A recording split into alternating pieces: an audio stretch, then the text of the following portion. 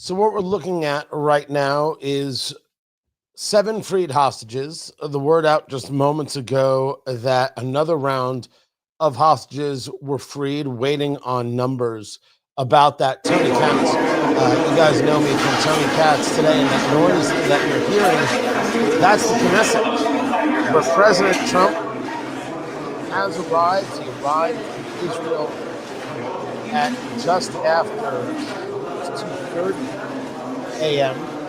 Eastern time. That would have been 9 local time to Tel Aviv. There he is right there. You can see him. He'll be addressing Knesset. The Knesset, he is the 4th American president to do so. Jimmy Carter in 1979. And then Bill Clinton in 1994. George W. Bush in 2008. President Clinton there. You can see Ivanka Trump, Jared Kushner behind. Also Steve Witkoff, the special envoy, flanked the president is by the prime minister of Israel, Benjamin Netanyahu.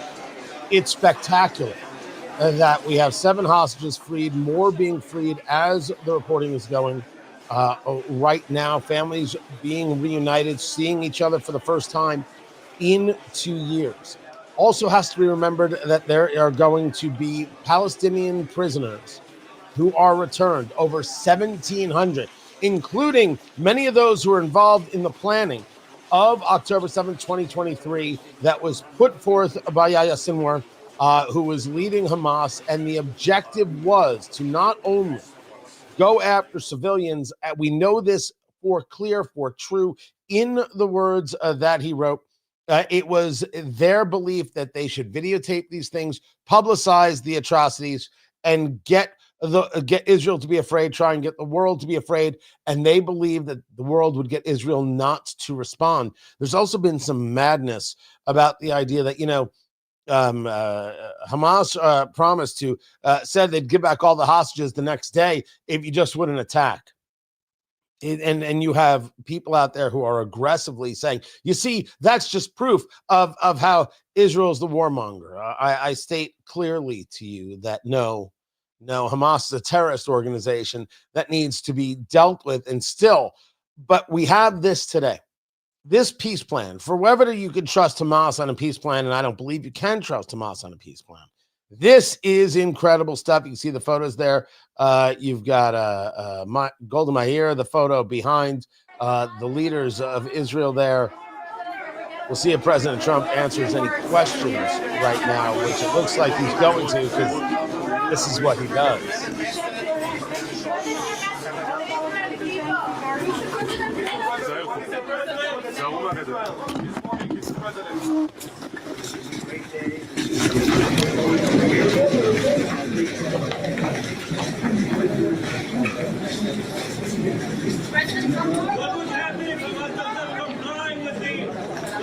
C-SPAN doesn't have the right camera angle to be able to get the answer to the question. You saw Secretary of State Marco Rubio there as well. More and more names are going to get released of the hostages who have been freed, and in what stage is this? Is stage number 2 that's happening right now. Stage 1 happened about an hour before schedule. It's supposed to happen at 9 a.m. Eastern time, happened around 8 a.m. Eastern time. So what we're waiting on is this address from President Trump to the Knesset. Is the war now officially over? Yes. Do you have any message, Mr. Will Israel not be able to renew the war as Hamas is Thank you. There's a quick couple of questions. They're already moving forward from that. He was asked if the war was over, and he said yes. Exactly the position that you would expect President Trump to take.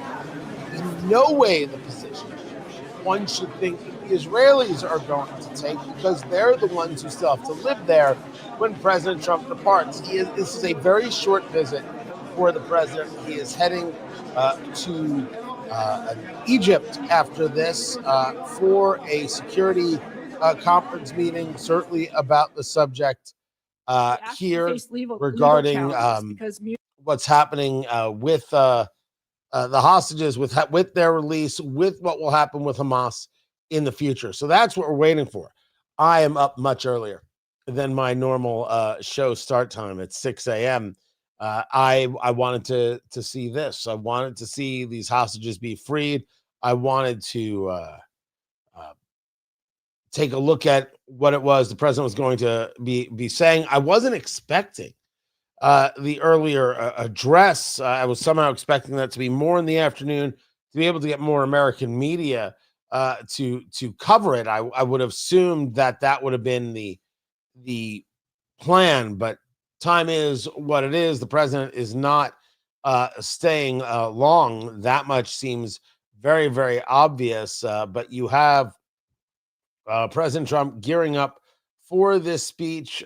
He will be the fourth American president to speak in front of the Knesset. Appreciate the comments there, and rejoicing is a fine word, because it is remarkable.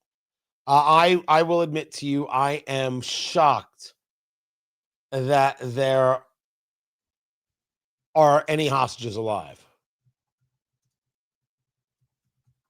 I am.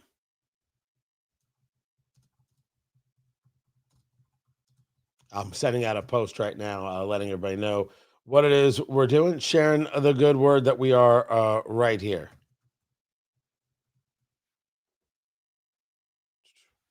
I don't mean to. I'm not heartless, not in the slightest, nor am I a pessimist at all. I wasn't expecting them to be alive. I had no faith in Hamas whatsoever, and I don't know what it must be like to have spent over 2 years in captivity, and then what is that like once that's over? How is that feeling? How does that feeling work? Is certainly the question that I have. I'm curious to see how that plays out. There's also been talk about in Gaza the death of Salah al-Jafarawi. Jafarawi. I think I'm pronouncing it properly. He was had a pseudonym, Mr. FAFO. That was him, and he was killed in Gaza. And you're seeing a lot of misreporting, purposeful, in that regard, that he was killed by the Israelis. This is not true. There have been a tremendous number of skirmishes that have taken place since the announcement here between Hamas and other clans, other groups, other peoples. One of these that has been involved in the fighting has been known as, I believe it's pronounced Dogmush, Doghmoush. This is a group that has been in Gaza, not as I understand it, certainly believers in Hamas at all. And there were these mass attacks that took place against this group, leaving, I believe, 54 of them dead, 14 Hamas militants dead. This is CNN, their global affairs analyst, Kimberly Dozier. And yet, what I'm watching for is what Hamas is doing on the ground right now inside Gaza. It is consolidating control. Reports on the ground say it's rounding people up, killing other Palestinians that might present a threat. There have been some Palestinian tribal families that have worked with the Israelis, worked with the American-backed aid agency that has tried to get aid to Gazans, and anything that represents a challenge to Hamas's power seems to make it a target right now.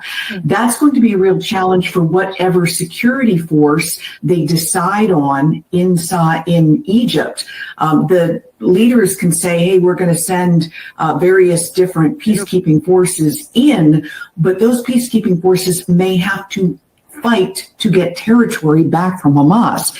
That could create violence that gives Israel a chance to restart the war again. Now, she can call it Israel restarting the war again all she wishes. But the question is whether or not Hamas is going to engage in further attacks. That is the question.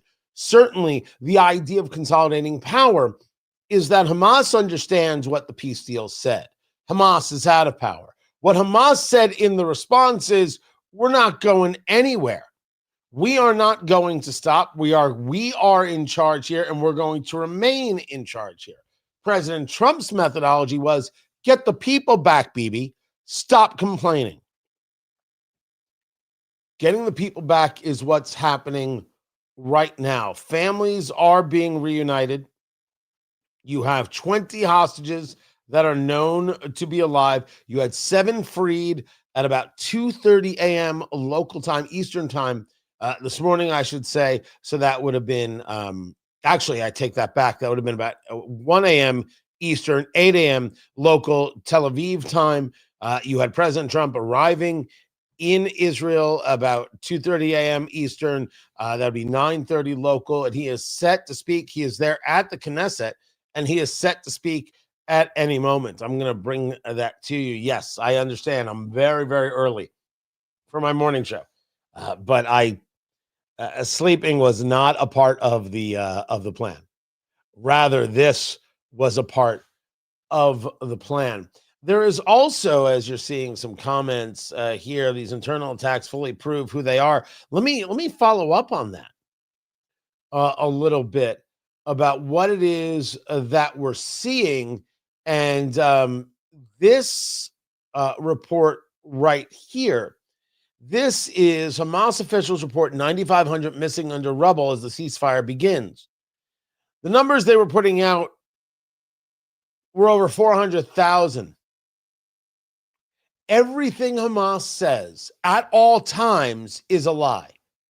The idea that anybody would quote the Gaza Health Ministry is, of course, laughable because the Gaza Health Ministry is Hamas. They do not only do they not give out true factual numbers, they do not differentiate between civilians and Hamas militants. So there is no number that could ever be trusted. And only the most useful idiots, only the people most connected, most desirous of the terrorists being successful would quote them and say, see, look at what's happening. Look how terrible, look how awful. Only the very, very worst. This can be seen in some reactions to this peace deal, where it is clear that progressives are not happy. They are not happy by any stretch. As a matter of fact, they're amazed that more people aren't angered. They're amazed that you don't understand that this is just the beginning. We have to free Palestine. You're seeing this from the Mehdi Hassans of the world and the progressives of the world, not only around the globe, but right here in the United States. They have no plan of stopping. It was never about a peace. It was never about a ceasefire. An extremely important thing to note. Ceasefires are not what it is that the progressives and the globalists, I shouldn't say the globalists, the Islamists and their supporters are after. They're after the destruction of us, of Western civilization. They have made it obvious and clear in all of their statements. This guy, this Saleh al-Jafarawi, who was killed in this fight between Hamas and the Dogmush clan. This is a guy who practiced in and peddled the misinformation and the disinformation. This was his purpose. This was a guy who, as alleged, celebrated the attack of October 7th, 2023. And wasn't killed by Israeli forces, at least as the reporting now discusses it. But we're supposed to believe, if you follow the people on the Twitter X and how they engage, and I'm looking at my Twitter feed right now. Oh my gosh, look what the Israelis did. Look how horrible. Oh, this great, great soul. Not a great soul. Not a great soul by any stretch. But that's what you're seeing, a massive level. I'll give you another example. This is the post of Hamas supporter Mehdi Hassan. That's my take. My take is when you post this right here, you are indeed a Hamas supporter. So this is, let me bring this to you right here. Let me see if I can make this pretty big. One of the ways, writes Mehdi Hassan, formerly of MSNBC, in which the Gaza genocide is worse than a lot of previous genocides, Rwanda, even the Holocaust, is that you didn't have Hutus or Nazis mocking the genocide after it was over. They were shunned, de-radicalized, and prosecuted. So now you have the Hamas supporter wanting you to believe that what happened in Gaza is worse than the Holocaust. There's a story about a restaurant. And if you get my daily show sheet over at TonyKatz.com, which you should subscribe immediately, if not sooner, you will see a story about this right here. This, oh, look, it's got beautiful music too. This is a restaurant. It newly opened. This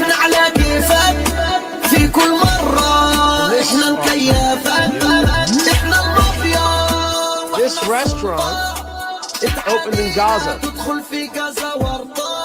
And the name of the restaurant is Nova. Now, if you don't believe me, let's go back to the beginning of the video. There it is. So in the middle of a genocide, Palestinians were able to open a restaurant. Two things to note there. First of all, worst genocide ever, as the sarcastic thing would commentary would go. And then the Israelis were starving the people of Gaza to such a great degree that they were able to open a restaurant and nightclub. Everything you see, everything you hear, a fraud, a lie. Did people die? Absolutely. Did innocent people die? Absolutely. Is it awful? Absolutely. Did children die? Absolutely. Is it awful? Absolutely. Hamas started it, and at any time could have ended it. Only now has it ended. This could have ended 2 days ago, 2 weeks ago, 2 months ago, 2 years ago. This all could have ended. And it is strange and peculiar and ugly and embarrassing to see these people screaming that Israel cannot do this, that, or the other. It's a war. And war is hell for a reason. And war leaves behind casualties, and war leaves behind a need for rebuilding. It does. This is not new. This is not in any way shocking. The only thing shocking here is the amount of people who are in support of the enemy, whether they be on college campuses or on our television screens. They're not in radio. Oh, they may make videos, but they're not in radio. That's the shocking part. That's the obscene part.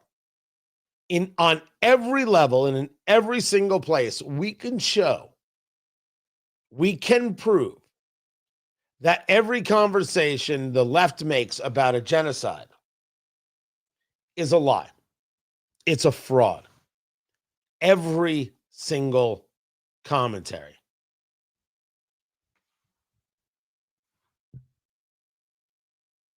So Cindy and I'm sorry you're there at a funeral are all acknowledged for. You're asking the question, are all the hostages accounted for? I do not know yet if we have an answer to that question. What the reporting was that 20 hostages are still alive, and right now they are being reunited. Forgive me. with their families. There are still hostages that have yet to be released, and there should be no real celebration until all the living hostages are. What has been stated is that, of course, the Israelis want the remains of everyone who was murdered by Hamas, every single person. They want everything. And what Hamas was trying to say is, we're not sure what we've got. Maybe we don't have everything. What are you going to do?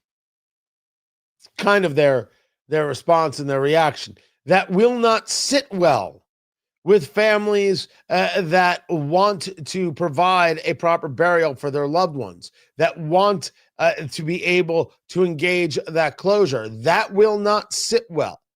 It will not sit well personally. It will not sit well on a religious level. It just won't. It is insult to injury. Hamas also saying that this proves that Israel has surrendered because they couldn't defeat us. And you'll see some people discussing out there, where Israel has all these advanced technologies, the United States, all these advanced technologies, and they couldn't stop Hamas. Hamas wins. It was about the hostages always. It was about wanting to get their people back. And because of that, they didn't do certain things that even I believe they should have done. They made this choice. They made this decision. Now the people are going to have to engage their reactions, their responses to people like Benjamin Netanyahu, the prime minister, whether or not he gets to remain is a very, very big question. And I do not have the answer there as to whether or not they're going to be okay with it, whether or not Benjamin Netanyahu remains in power. I don't know. What I do know is that the idea that Hamas is going to claim somehow that this is a victory. Well, what else are they going to claim? What else are they going to claim? But it goes a step further when you see that if they're doing this, then they're admitting that they aren't going anywhere. And with that, we have ourselves another massive problem. Right now being reported that the 20 remaining living hostages have been released. All 20 now have been released. So that is where we are at. That we are now have all the hostages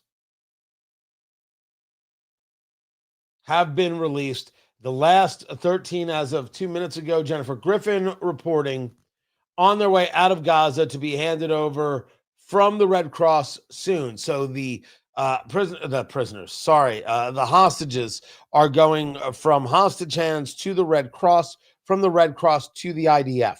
From there, it will be determined what hospitals they're going to. Will they be able to see their families immediately? Depending on the health of the hostages, they have a group of local hospitals ready to go. Or if there are serious needs, there is an airlift to other medical facilities. This is the plan that I believe the IDF put out, or at least was reported on via the Jerusalem Post. So now you have all 20.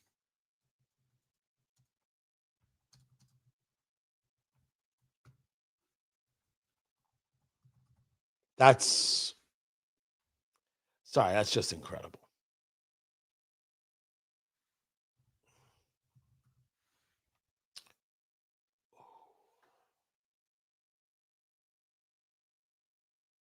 Sorry, yeah.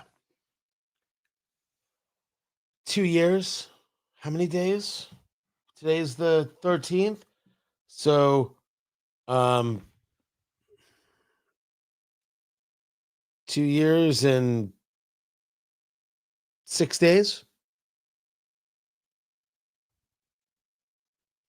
2 years and 6 days. That's 736 for those of you playing the home game.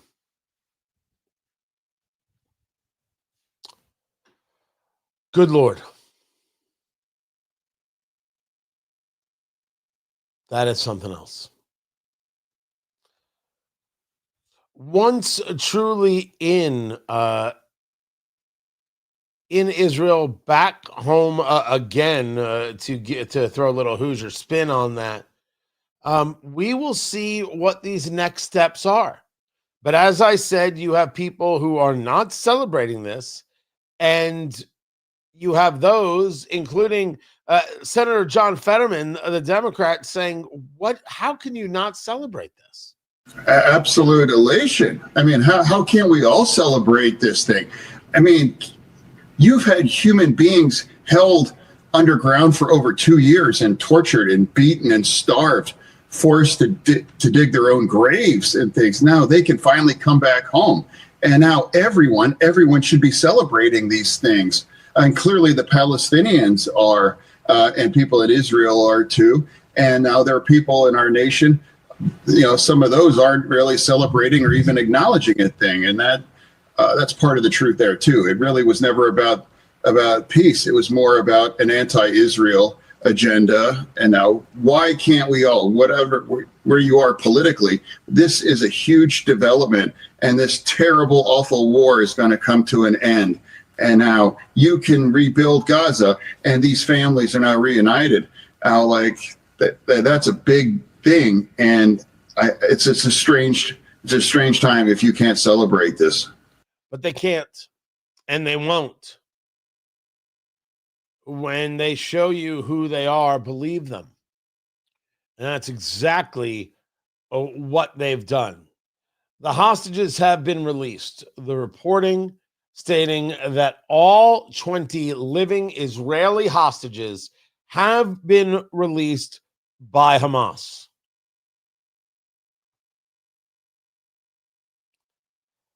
That is something. Guys, keep it here. We'll take the quick break. We're waiting on President Trump to deliver remarks in front of the Knesset. That is why I went live so incredibly early. I had to see it for myself. I'm Tony Katz. Don't forget to subscribe. Keep it right here. We'll be right back.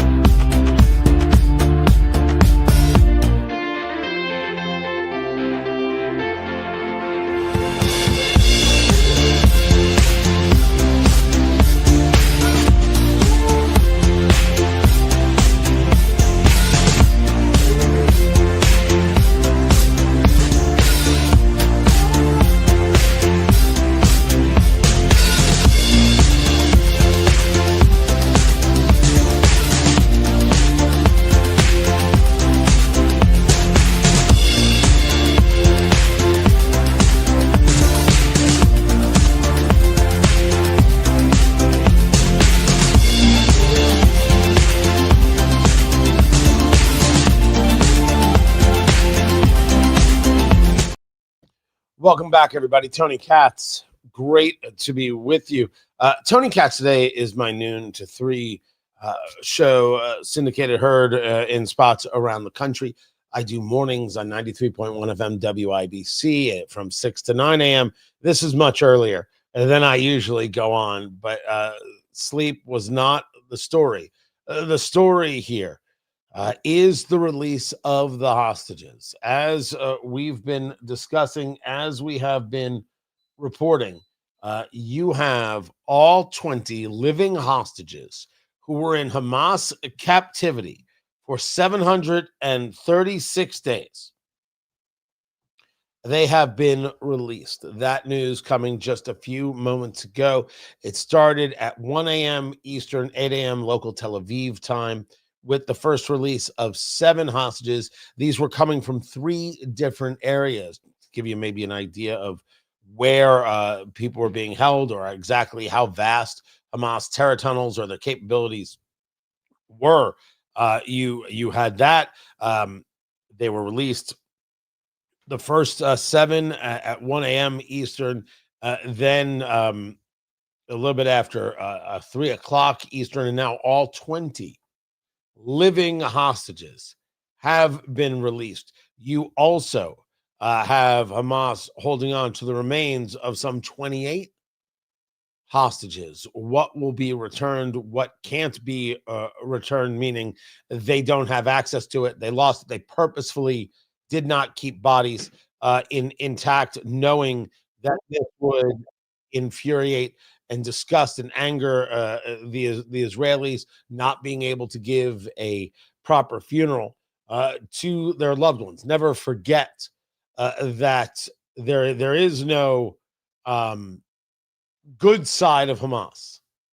Yet you have many, many people on the political left wanting to say that this is not even a ceasefire. This is not good. What we need is a real peace, and from the river to the sea has got to be fulfilled.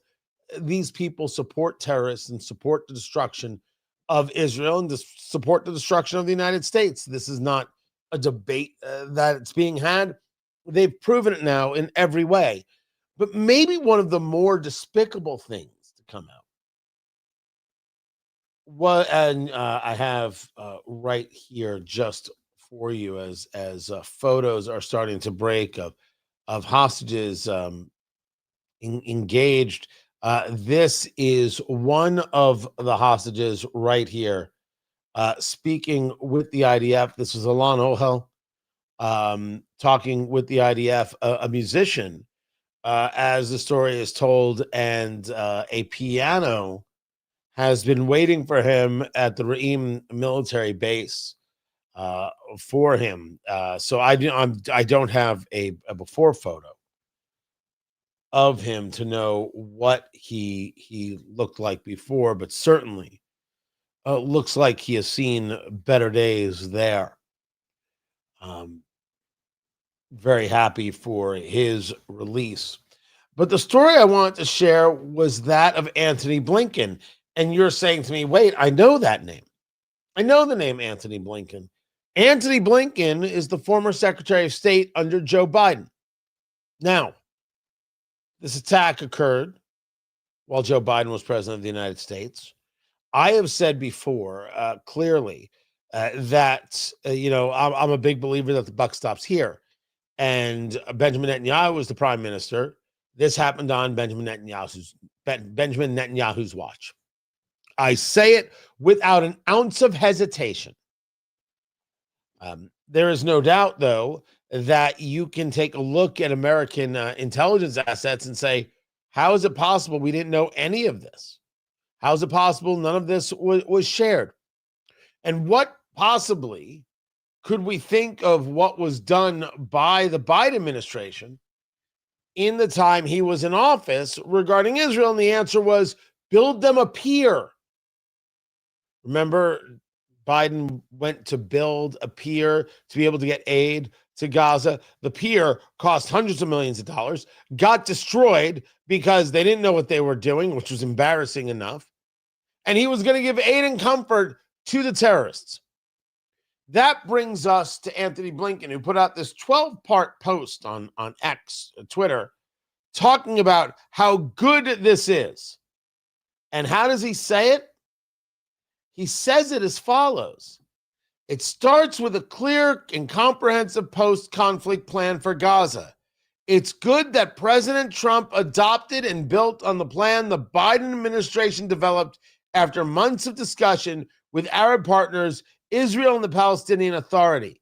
It centers on temporary transitional authorities for Gaza's governance, security, humanitarian assistance, and rebuilding, led by Arab and international partners, alongside Palestinians, backed by the United States, and ultimately handed over to full Palestinian control. Built on the plan of the Biden administration? It is a remarkable statement. A remarkable statement.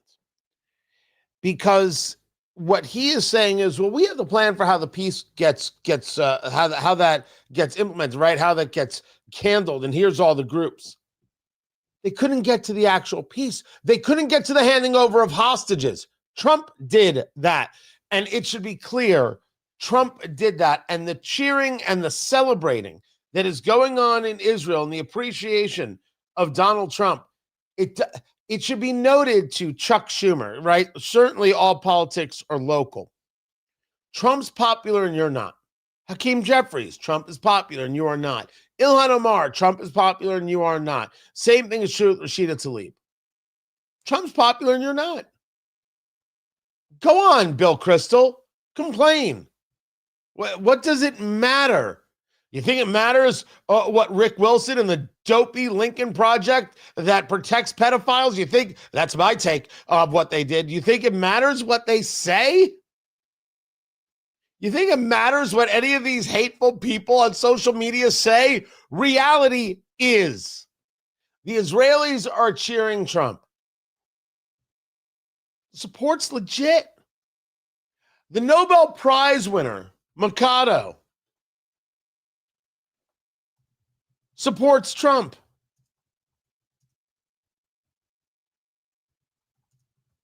Says that he could have gotten this. Trump actually spoke with her.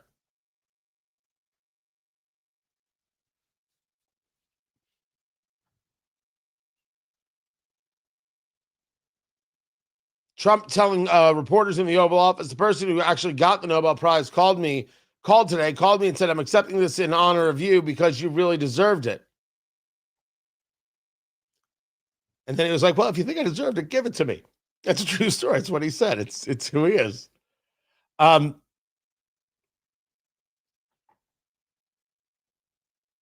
There's this weird thing going on in the world, and certainly in America, with the idea of toning down the rhetoric. And I am going to be building on this idea because I believe this idea is very, very outrageously disjointed.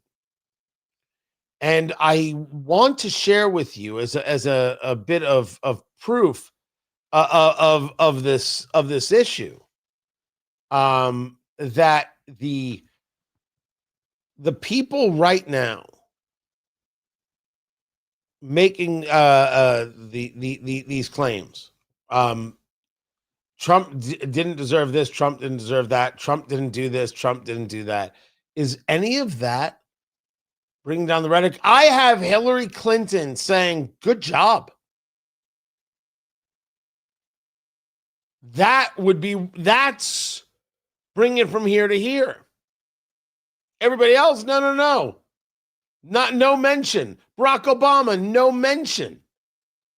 And so it's going to lead to an entire theory that I will get to. What we're waiting on right now is President Trump. He is set to speak at the Knesset. And so we're waiting on that to take place. And of course, when it comes to President Trump, you are always going to be delayed a little bit. This was Fox News earlier as they were getting ready for people to arrive. This is Reem. This was the I've actually been here in this area. I was supposed to go back in another week from now. That trip for me is on hold. Reem is right near Kibbutz Reem. But this is the story. Look at this right here, where they put this on the beach. There's Tel Aviv. A thank you to President Trump going on right there, written into the sand for him to see. Not Joe Biden, not you, Chuck Schumer. Thank you, Mr. President, as you see it there. There's a real argument that one has to have with themselves, which is, do you understand that it has really sadly become us versus them? But it is us versus them. You have to get past the sadness and get on to the reality, which is you have these people who are convinced that giving back the hostages, the war shouldn't end, it should only continue, because they don't believe in Israel's existence, nor do they believe in the existence of Western civilization. They just don't believe in it at all. That you have got those people who want to still tell you that Trump was able to work out the return of the hostages, and he's a dictator. There are things Donald Trump does that I don't like. I'm not a tariff guy. I'm not happy with this economy. I'm happy with the southern border. I'm happy with this. And it's sad that it's us versus them. But I don't think that we should shy away from this reality. And this is where it gets into the idea of toning down the rhetoric. I support free people and I oppose terrorism. If I tone down the rhetoric, am I saying that I'm somehow okay with terrorism? Because that seems like a terrible idea. The mythology of toning down the rhetoric is you not saying things that are clear, honest, and true. But these things have to be said. And they have to be said repeatedly and in an ongoing fashion. So no, I don't actually believe in this toning down conversation, because that isn't what they mean. If you take a look at the long arc of the political left, never mind their days of supporting slavery, never mind their days of opposing equal rights, right? If you take a look at them just in the recent history, the left is moving further left. We would agree with this. But what has happened is that, except for very recently in this woke right nonsense, and certainly populism, which I'm not a populist and I oppose, the right has always been, I don't know how you see this on your cameras, but the right's over here. The left is over here. And that puts the microphone in the center, right? What has happened over the last 4 decades, 5 decades, the left has done this. Out of frame, but trust me, they're there. So the left, we'll do it closer. The left has moved further left. And so what has happened is the right has stayed on the right, the left has moved further left, and in a de facto way, the center has been moved. Now, it hasn't really. The center's still here. But they've moved so far here, the center's here, and then what do they make the claim of? Look how far right the right has gone. The right didn't move. The left moved. And then tried to tell everybody, look how crazed the right has become. Look how far right they've gone. Now I ask you, first of all, you know that that's true. You know that that's a factual bit of analysis there.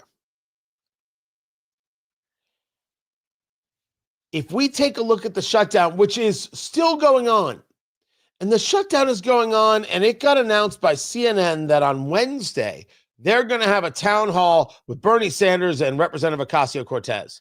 So basically, they're having a town hall with the 2028 ticket.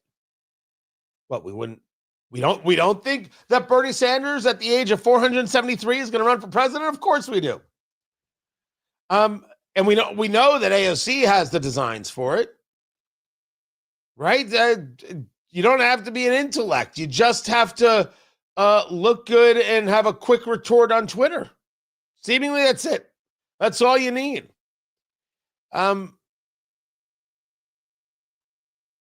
They're going to have a town hall about the shutdown on Wednesday.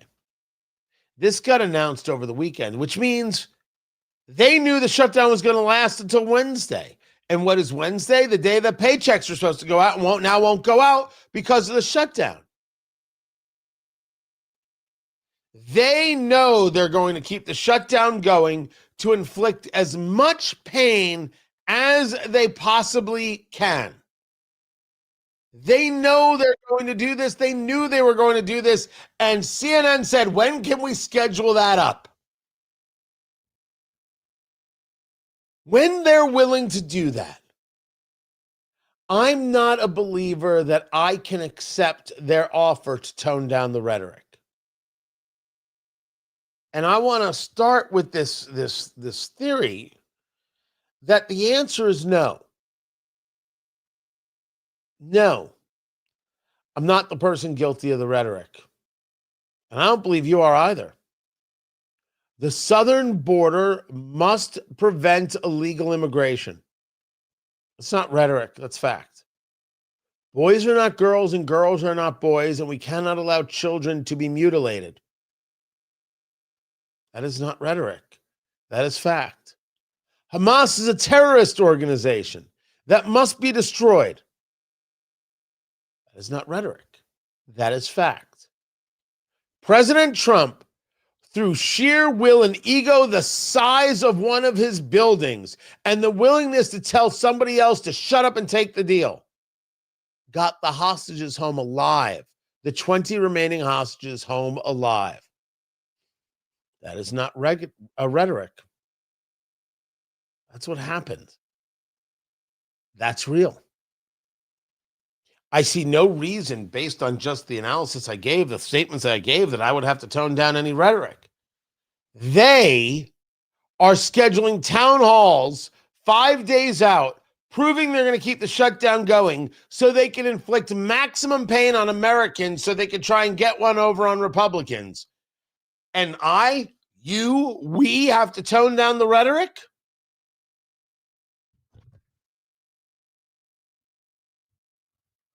Nah. Nope. Not for a second. Now, some of you are going to see the midday show today. My plan was to go through that. I wasn't expecting to do this today. I also expected the president to be speaking by now at the Knesset, but he's President Trump, and I should have known better. But I'm like, I had to watch the hostage release, so I woke up early. And now here we are.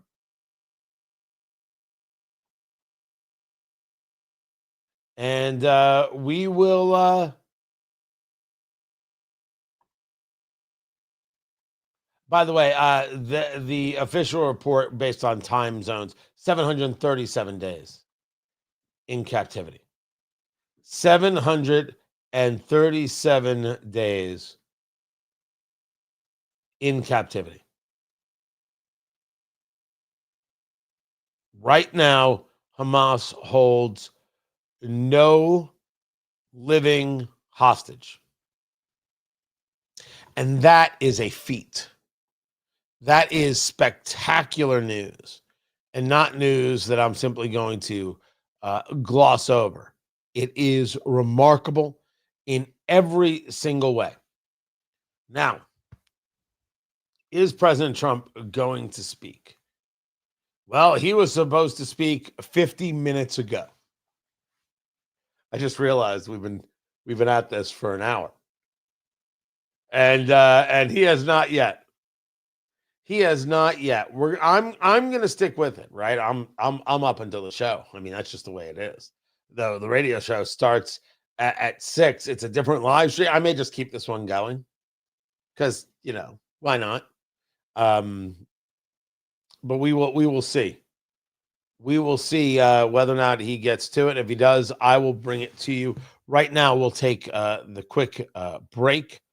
And don't forget to subscribe, TonyKatz.com.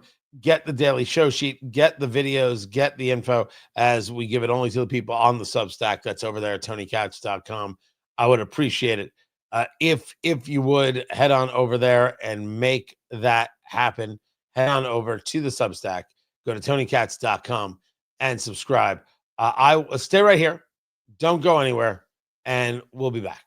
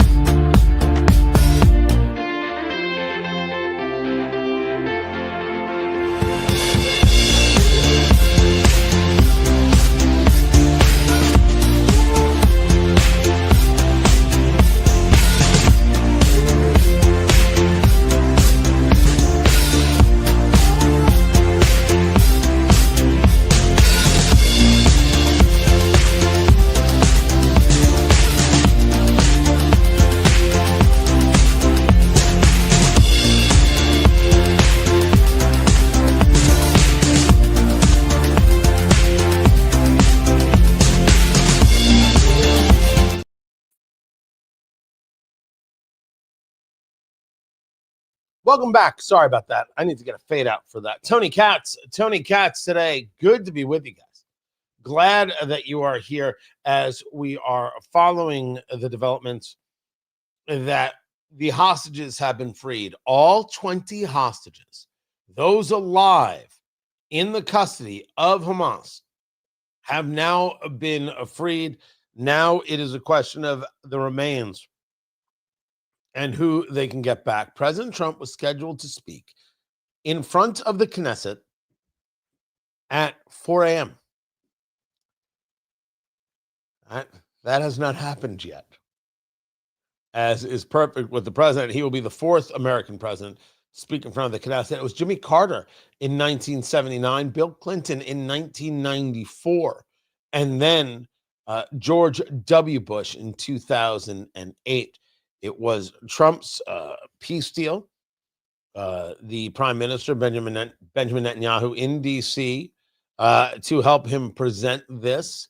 Hamas claims to have accepted it, but also made changes to it, and that they believe they will stay in some level of power. You have also seen skirmishes taking place inside Gaza with warring factions and clans, one being the Dogmush clan.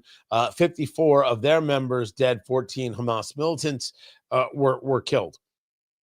But the Israeli Knesset voted to approve it, and now we have its fruits. The remaining 20 hostages in captivity, in hell, for 737 days. They are now home. Some already having been reunited with family members, some seeing each other on video, seemingly Hamas giving them back their phones. They've held on to everything for these years. We'll learn more about where they were kept, more about how they were kept. We've seen certainly images of those who were starved, and now the question is about their health. You also have reports that the people of Gaza have been instructed by Hamas not to post any details about the hostage transfer. What don't they want? They don't want to give any information about where anybody was kept or held. It also goes without saying, and certainly worth noticing, that Hamas hides amongst the civilian population. But when they're returning hostages, then and the ceasefire has happened, then they put on their uniforms. It's who they are. They not like us. Oh gosh, no. Not by any stretch of the imagination. They ain't like us. No how. So now we wait on President Trump, who's going to speak in front of the Knesset. I question what, I had said this earlier when the announcement was that the speech would be for 11 a.m. Jerusalem time, which would be 4 a.m. on the East Coast. That seems to be an off time if you want to catch the American press. But you also have a schedule. After this, President Trump is heading out to Egypt, and there he will be participating in a Security Council meeting. I believe they're meeting at Sharm el Sheikh. Is where I believe they are meeting, really southern tip of the Sinai Peninsula. So that's where that will take place. So he's going from one to the other. So really only scheduled 4 hours plus to be in Israel. That's the only thing that was on the calendar there. So he's already delaying a bit. Someone saying in the chat room, I forget who that was, Beth. I think that was Beth, that the plane landed 30 minutes late. Maybe, but I don't think that leads to this delay. Certainly there's Trump being Trump.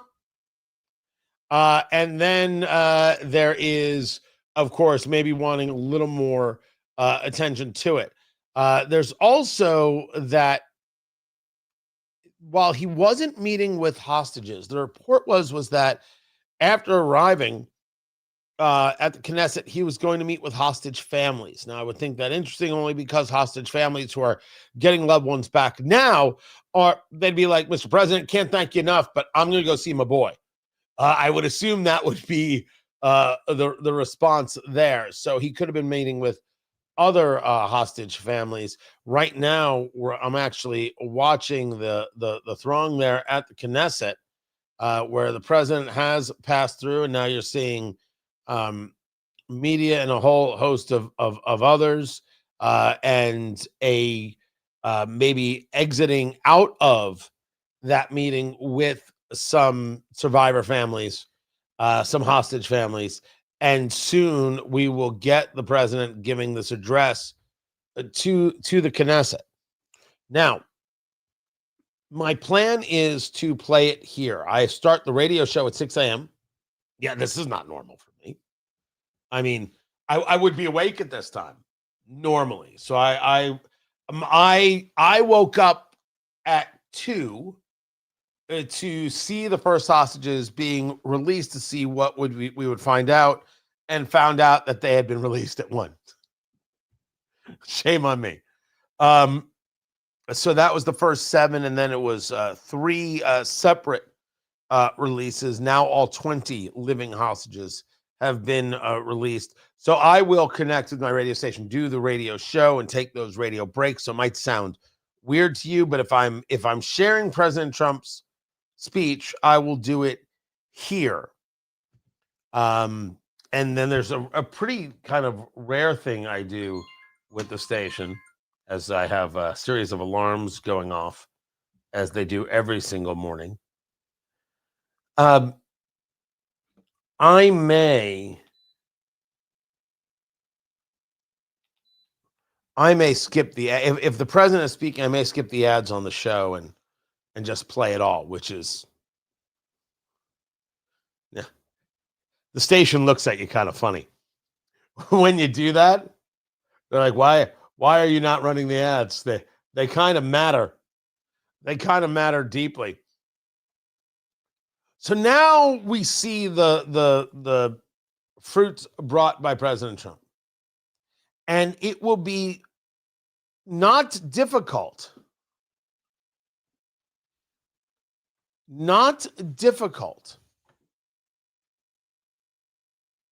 to see that there will be those who are very upset by this deal. They will be very, very upset that any level of peace has taken place, because what they are interested in, solely and exclusively, what they are interested in terms of supporting Hamas, is Israel's destruction and the destruction of Western civilization. And they are very upset that the reactions are going to expose what it is that they are doing. That it's going to expose that they've always been on the side of the terrorists. It's going to expose that they've always been on the side of the destruction. Just like with the United Nations, what was exposed was them supportive of Hamas, and them with UNRWA, the Relief Works Agency, this group that's supposed to help Palestinian refugees. No other group gets this kind of money or love. That UNRWA, UNRWA, was involved in the planning of October 7th. Now we see all these people in the streets of Gaza cheering, and you have to ask, where are all of those who are starving because of the famine, because of the lack of food? And the answer is, that's right, they're not there. They're not there. This is mythology.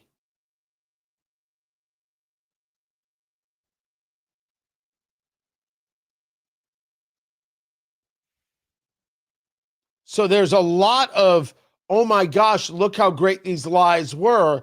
And the liars are going to say, pay no attention to that man behind the screen.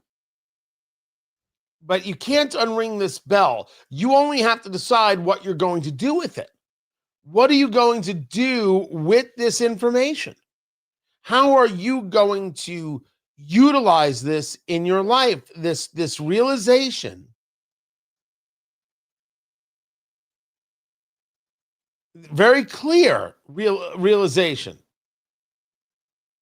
that it's all been propaganda all the time. Every last bit of it, propaganda.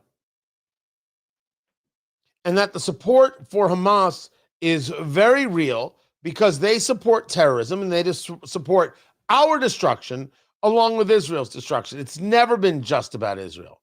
Never once, never, never, never, ever. And that's always been the biggest fool's errand. People who have not understood how these things connect, how they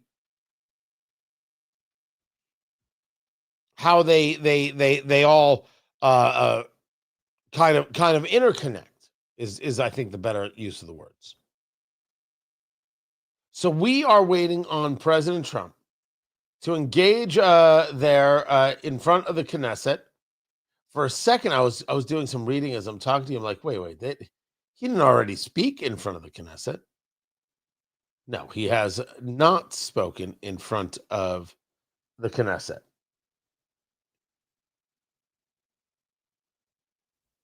I was wondering, did we somehow miss the speech? And that's what he was doing. But no, that doesn't seem to be the case at all. The president has not yet spoken. I will bring that to you as soon as it becomes available. Now, I am not so sure. I saw someone post.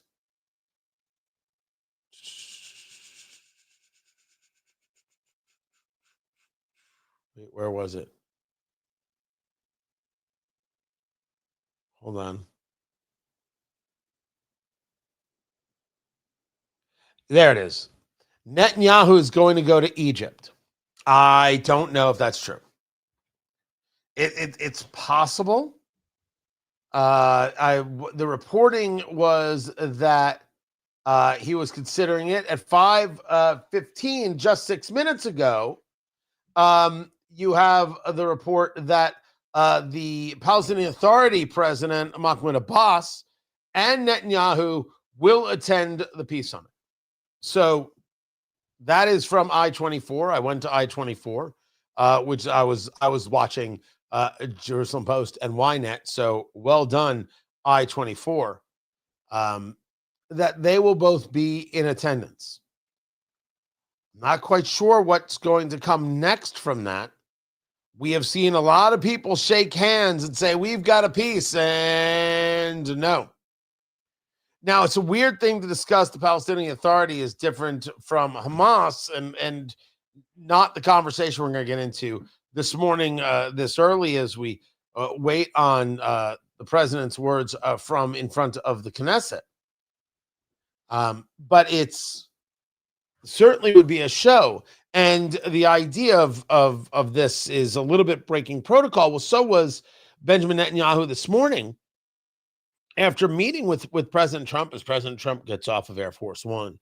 It was odd. They all stood around for a while, like too long of a while. There's President Trump. The First Lady was not with him. And there's Prime Minister Benjamin Netanyahu and his wife, President of Israel, Isaac Herzog, and his wife, Ivanka Trump, and Jared Kushner there, Steve Witkoff's there, and everyone's kind of like hanging out. Just like, how you doing? How you doing? How's your mother? How's this? And it was very, very weird. I'm like, that's a lot of time in the open air. And then they took the pictures, and then for a while, they're all in the Beast, which is the presidential limo. And it was Isaac Herzog and his wife, and Benjamin Netanyahu and his wife and Trump on the same limo. This is a bad idea. You keep these people separated. And we're now reading about the fact that that was a complete break of protocol. In every way, a break of protocol. And thus, this decision about the trip might very well be. And it's also possible that this was always the plan and released only now as to not give anybody time to engage in any level of planned violence against the president, the prime minister, or any other leader that is there. So here's where we are at. We are at all 20 hostages being freed. All 20 hostages are now in Israeli custody. We have President Trump gearing up to make his speech in front of the Knesset, only the fourth American president to do so. Jimmy Carter in 1979, Bill Clinton in 1994, George W. Bush in 2008.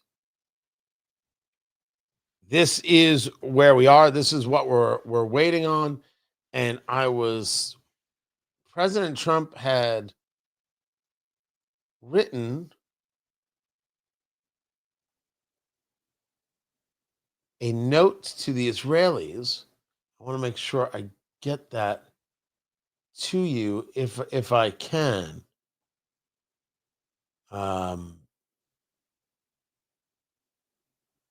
You now have other world leaders who will be in attendance, approximately 24 for this meeting in Egypt.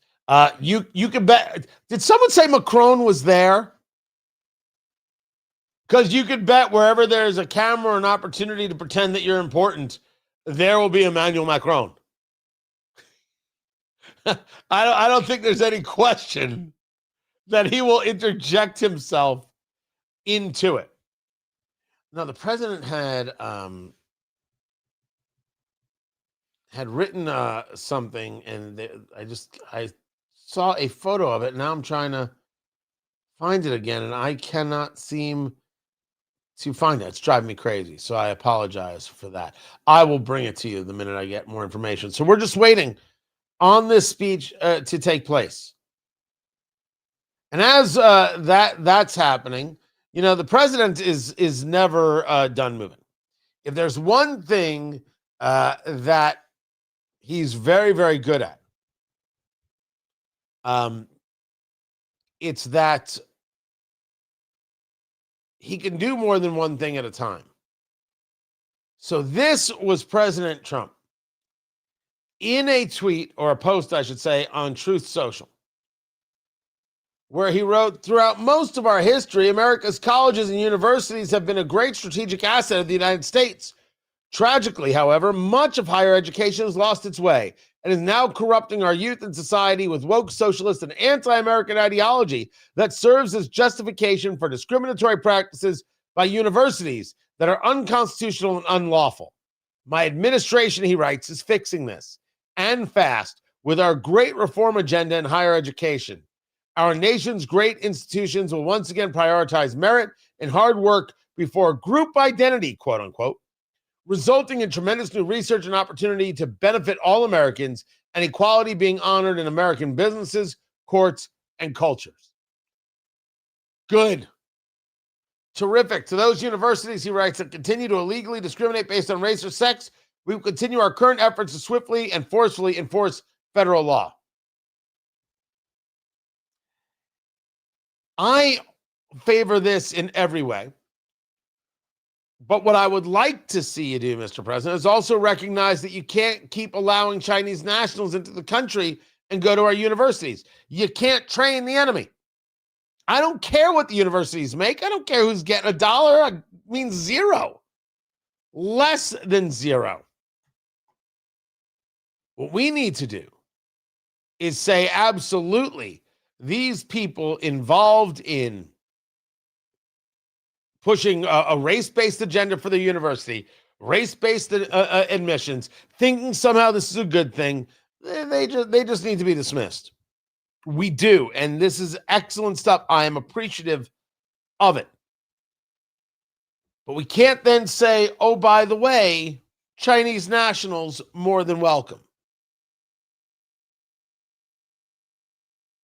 Excuse me there. They're not. Chinese nationals are not welcome. People connected to the Communist Party are not welcome. They are not. And we should say so. And we should say so very, very loudly. But this is just it. It is that multiple things can happen at the same time. And one of the things that we discussed when Trump got elected is that you need to move very, very fast. You need to keep people on their toes, off their guard. That is how you get success. If you've noticed anything about the political left, they've got a myriad of subjects going on at one time. And whatever gains traction, that's the direction they go. That's what they do. They go in that direction, and then they try and get as much success as they can. They go for all of this. They only get this. Okay, that's what they get, and then they go at it again. But they're firing on every cylinder. They're going in every direction, and that's the lesson. That's how it must be done. So the border, ending wars, education, removing the radicalness out of government, keep them on their toes. Right now, all their focus is on the shutdown. All of their focus is on trying to administer as much pain to the American people via not getting paid as possible. This is the desire. Their words, not mine. I didn't do this. You didn't do this. They did this. This is who they are. And the plan clearly is how much can we exact on the American people to try and put pressure on Trump to do something that Trump's going to do anyway. It must be understood that Trump is absolutely going to do this. President Trump is 10,000% going to move heaven and earth. Heaven and earth. Let me say it again. Heaven and earth to provide the Obamacare subsidies. 10,000. There's not even a question. This is what the Democrats want. Trump wants this too. Of course.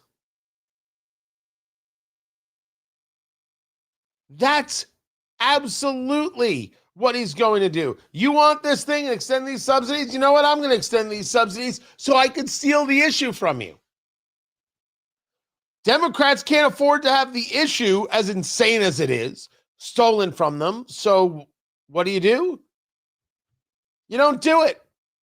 You act like you're being tough so you can take credit for the thing, as opposed to the very idea of getting the thing done. Getting it done is not the plan. Getting it done is not the desire. It's not the philosophy. It isn't.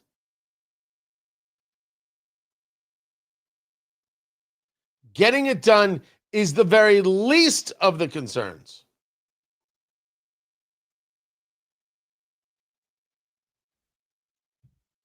Getting credit, showing you're tough, that's what the political left is all about.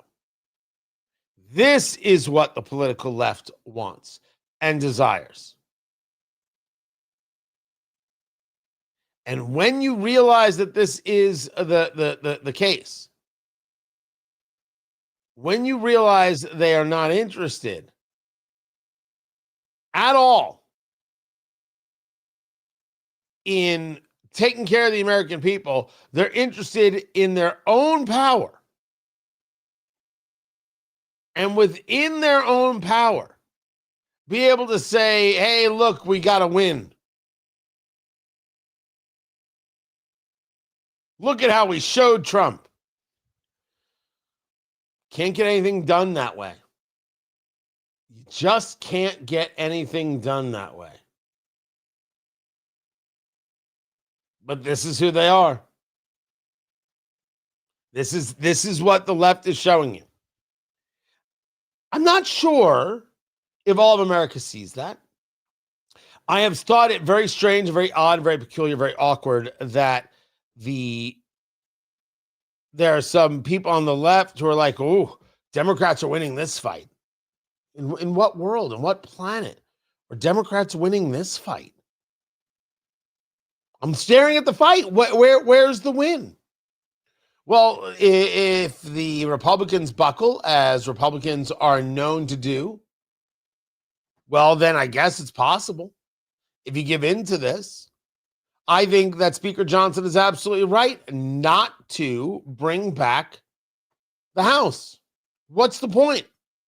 Go open the government, Democrats. Then we can talk about it.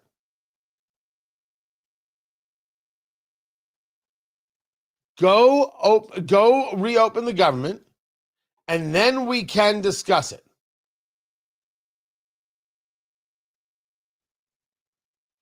He's right to do it. So now we have maximum pain being exerted.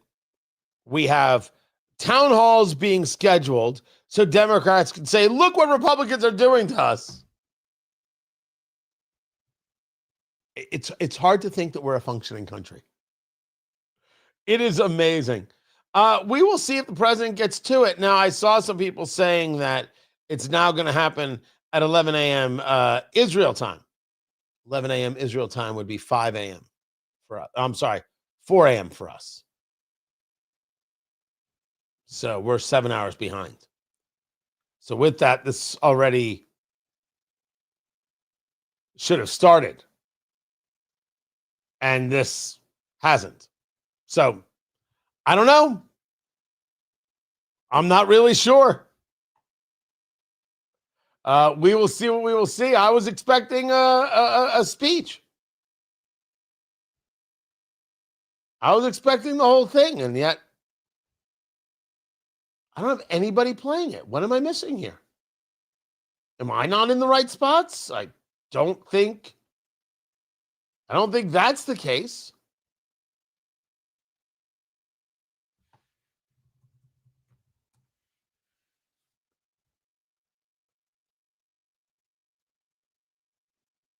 I don't think that's the case at all.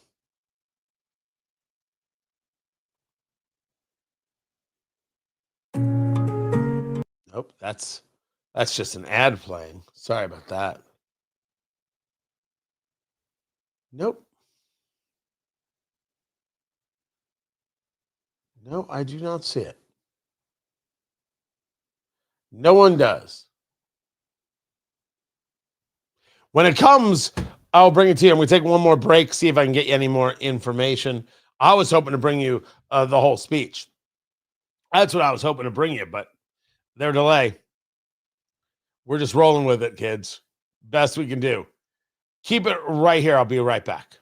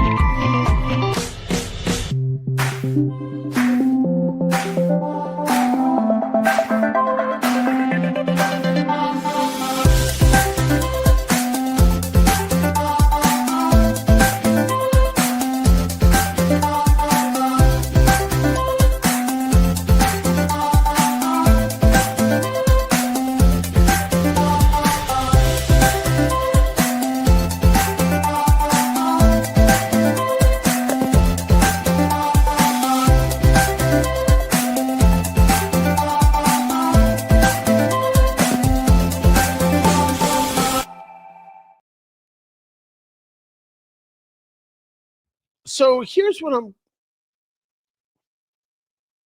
think what is going what I can't quite make heads or tails of what is taking place here and what the delay is, unless the delay was the speech and it wasn't publicized, not on C-SPAN, not on Fox, not anywhere. I don't think I missed it. I just don't. That would be a kind of insane thing to think.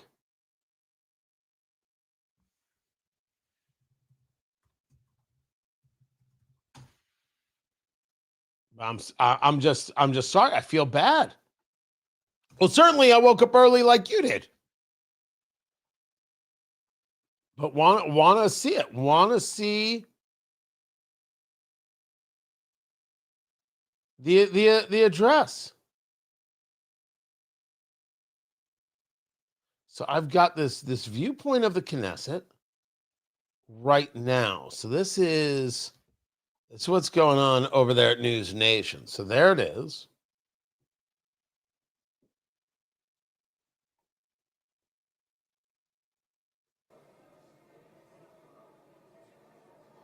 There's talking, there's sharing, people wondering what are you having for lunch.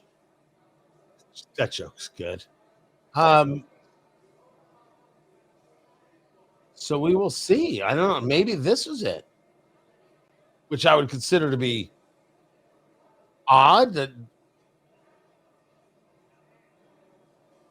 I'm not sure.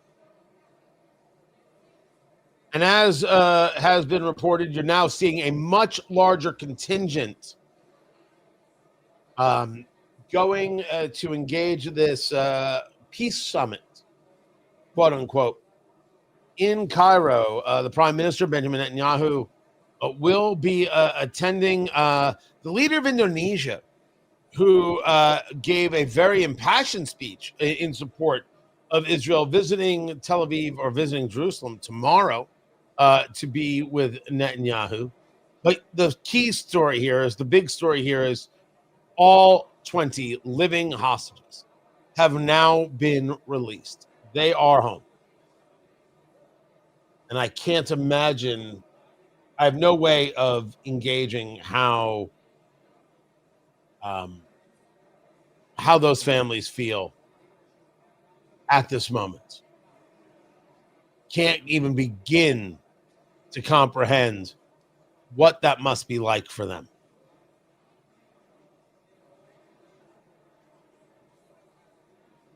So now it's funny. C-SPAN had shut off the stream about, hey, the president's going to be speaking in front of the Knesset. And I was like concerned, like, did I miss the speech and I didn't know it?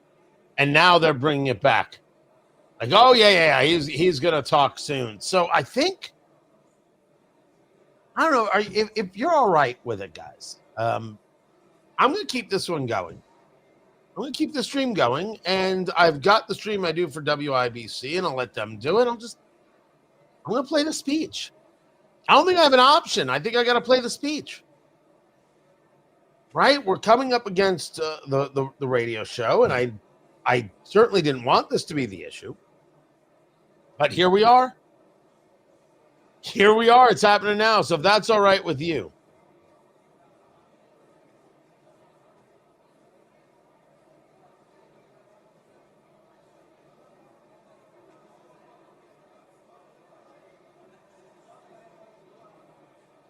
If that's all right with you, that's exactly what we're going to do. So here's the scene of the Knesset. Got that right there. I'm going to stop talking for a little bit, if that's all right, so I can get some things kind of organized and put together. And then I was thinking, is it? First of all, it's never too early for a cigar. Could you do the celebratory cigar? The release of the hostages? Could you do that? Okay. Oh, you're hearing actually the behind the scenes there. Hello? I swear they're not talking to me. They are not talking to me at all.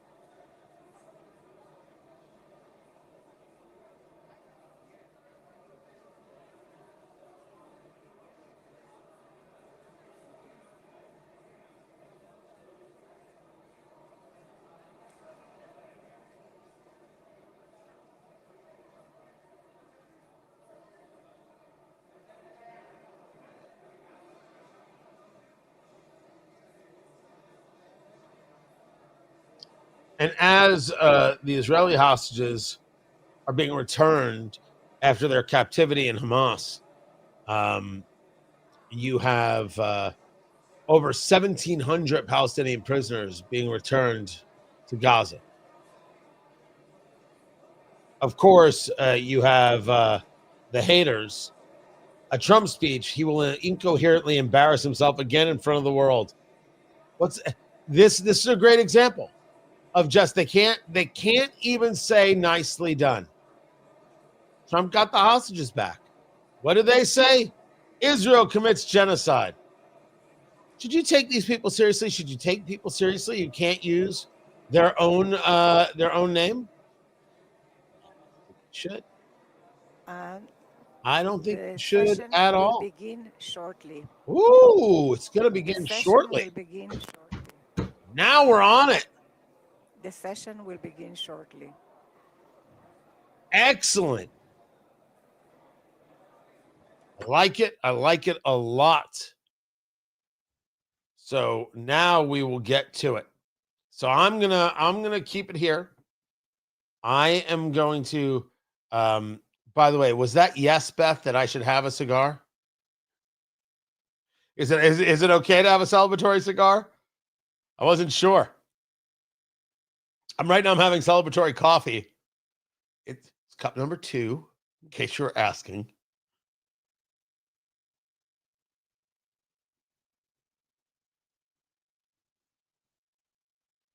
So yes, I will bring it to you. I'm going to connect to my radio station right now.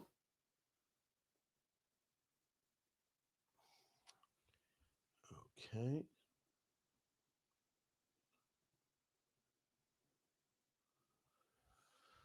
Kylan? Kylan?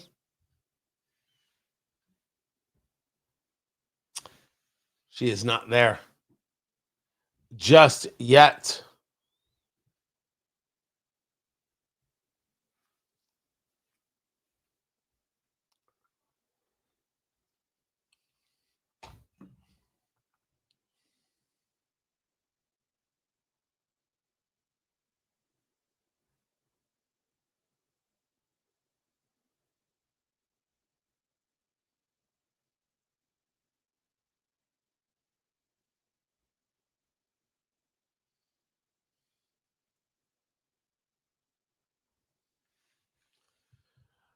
Kylan?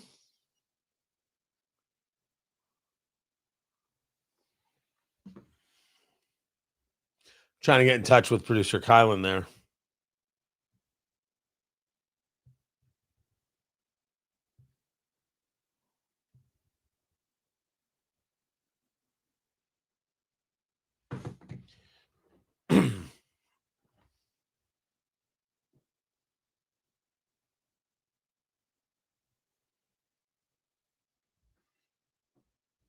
No, Carl is still on assignment.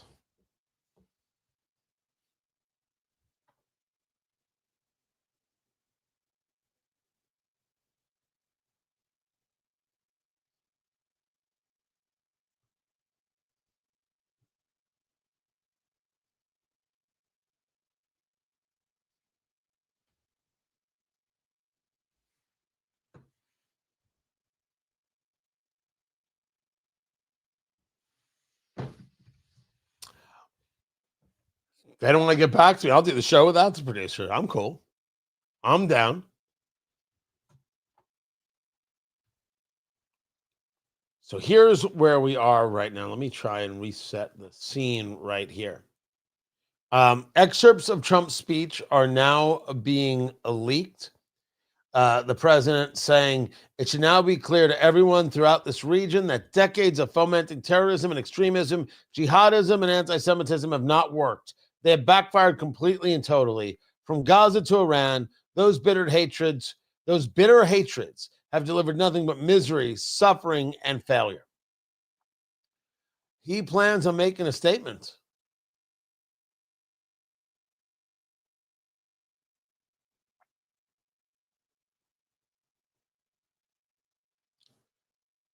So that will be part of the speech that I am I'm trying my best to bring to you. They're making it very, very, very, very difficult.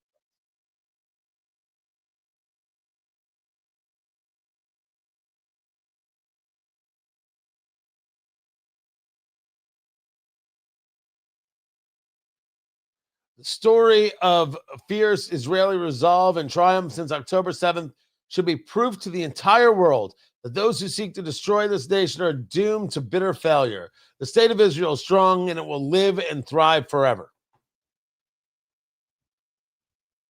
Well, there's that. The reset of the philosophy is a big part of this story, which goes back to the Abraham Accords. Huge change of philosophy in how other nations work with Israel, how they see Israel. Hey, whatever your issues are, stop killing each other, engage some trade. What's wrong with you? And the more countries did this, the more it upset the Islamists, specifically the Iranians. There's no doubt. This is a very clear-throated statement, at least that part of it, that this is our friend, and that's the way this one goes. And they get to stick around. They'll be here. You questionable. Them, they're here. Kylan, are you there?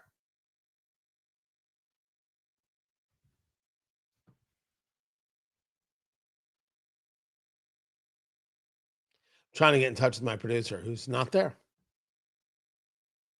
I don't quite understand how.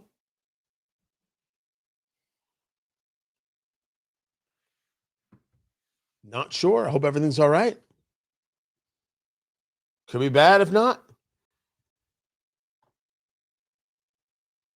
By the way, I'm connected to the station. I'm talking. They can hear me. I can hear them at least. Should I call her? I can call.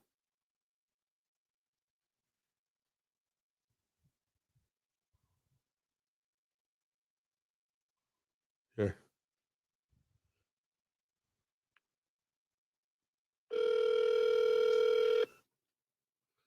Let's see if she picks up.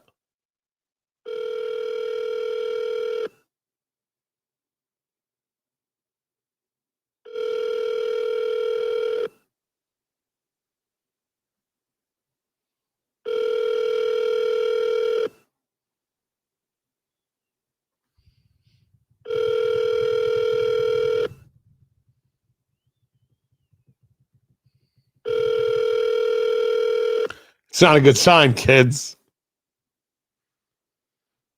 Not a good sign at all.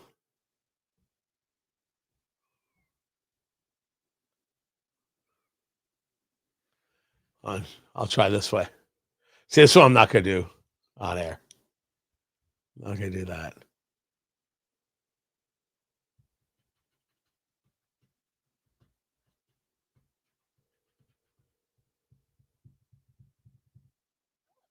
Hey, can you hear me on air?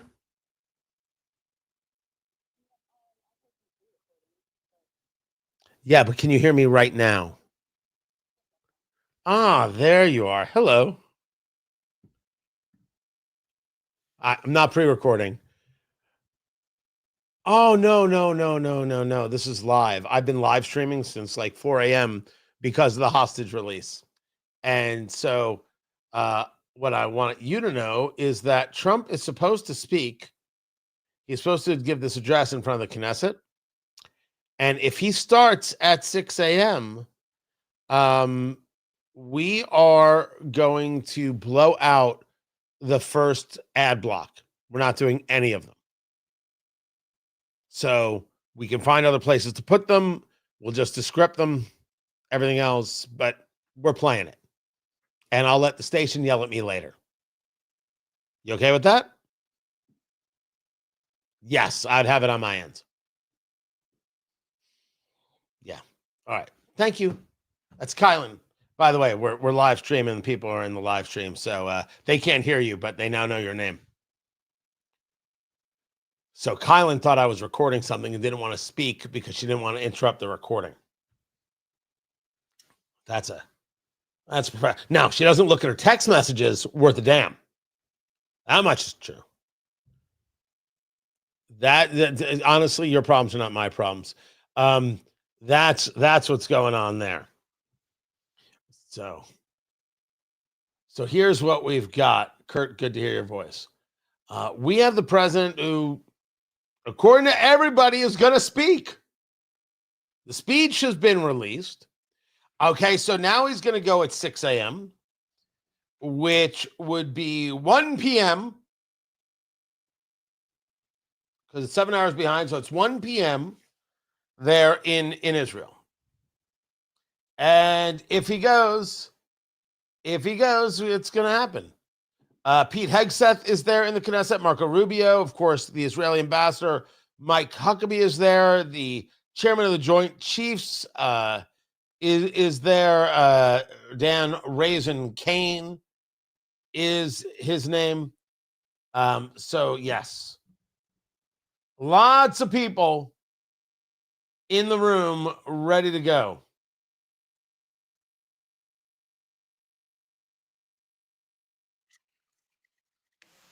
All right, so this was some of what we missed. Here, let me see if I can get this to you. This is what the president was doing. And this, hold on a second. So the president is there right now. Let me bring this up for you, everybody.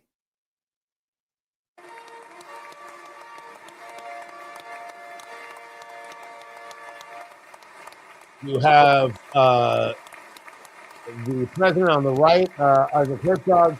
You have President Trump on the left to right there. I think that's the Speaker of the Knesset in the middle, if I understand it correctly.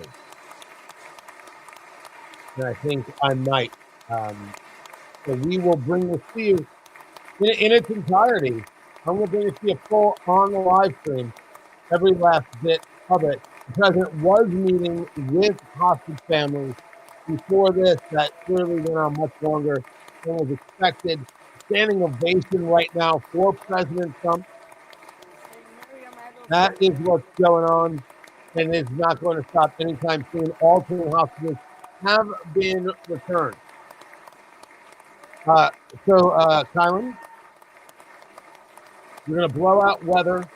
We're going to go traffic right into news, taking it live. There's a breaking news sounder. Do you have a breaking news sounder?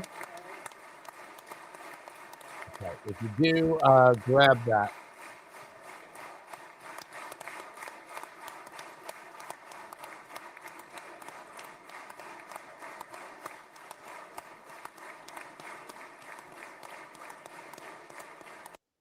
Here we go. Maybe this is better. חברות וחברי הכנסת, היום יום שני, כ"א בתשרי תשפ"ו, 13 באוקטובר 2025, ואני מתכבד לפתוח את הישיבה המיוחדת של הכנסת לכבוד נשיא ארצות הברית של אמריקה, מר דונלד ג'יי טראמפ. I think this is a better audio connection there. חברות וחברי הכנסת, בטרם נתחיל אני מזכיר שישיבה זו היא ישיבה מיוחדת ולכן לא יהיו בה הפרעות. מי שיפריע יוצא מאולם המליאה ולא יורשה לשוב אליה עד תום הישיבה. לא תהיינה אזהרות. בנוסף, ניתן יהיה למחוא כפיים בישיבה זו כפי שכבר ראיתם. כבוד נשיא המדינה יצחק הרצוג ורעייתו מיכל. Mr. Yitzhak Herzog and his wife Michal.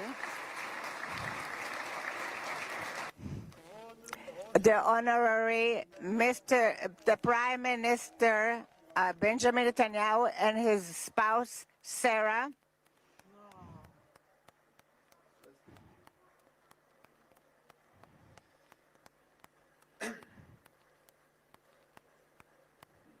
No doubt the standing ovation for the Prime Minister. That's now. We'll see what this is like now that the hostages have been returned. We will see how it is the Israelis go forward with Netanyahu as their prime minister.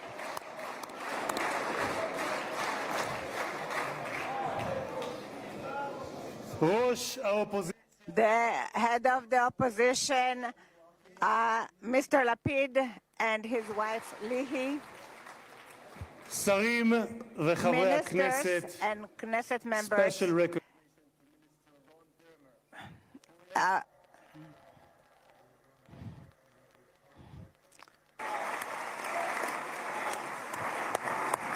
going to be a lot of response in circumstance.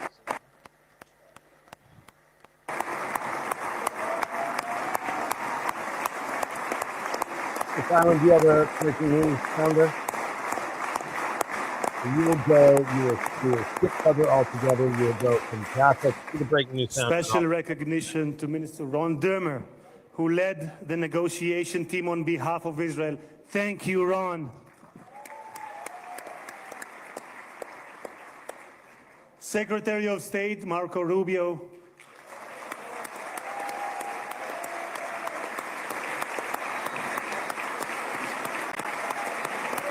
So Marco getting the standing O.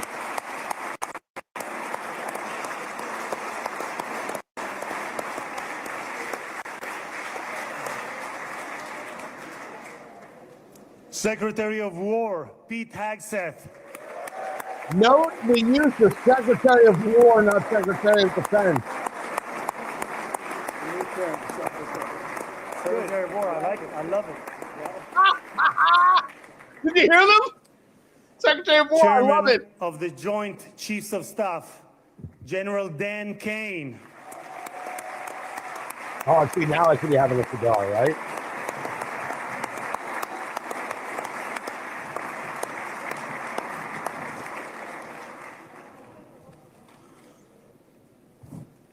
Two key players, President Trump's special envoy Steve Witkoff, who is here with his partner Lauren.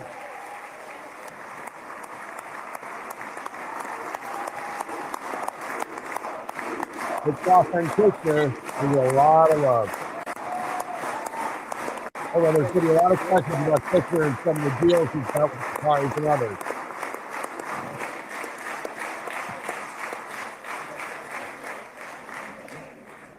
And Jared Kushner, who is here with his wife Ivanka.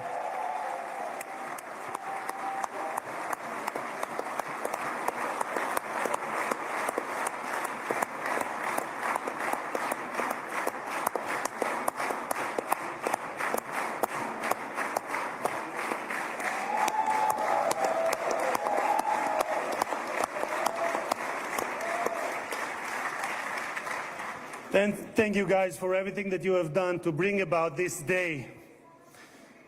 Ambassador of the United States to Israel, my dear friend and my absolute favorite rock star, Mike Huckabee.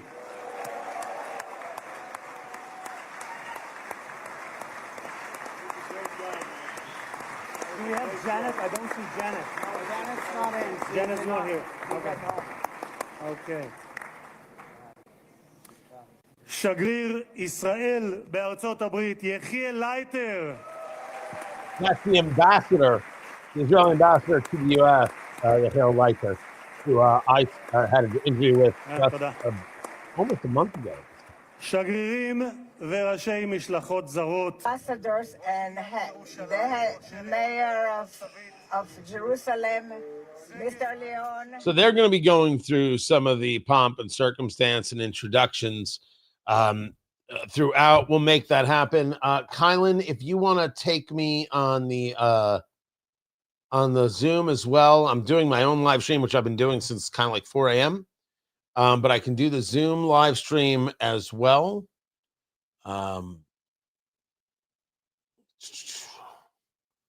So we can carry both at the same time. Feel free. You good with that?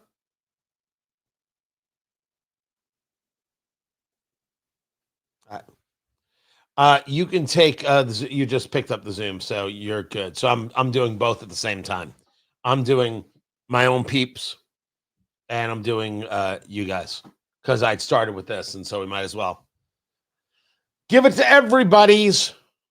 Is what we should do. Thank you, Susan. I appreciate that very, very much. Appreciate you as well. And look forward to talking to you. But we're going to get ready for my radio show now.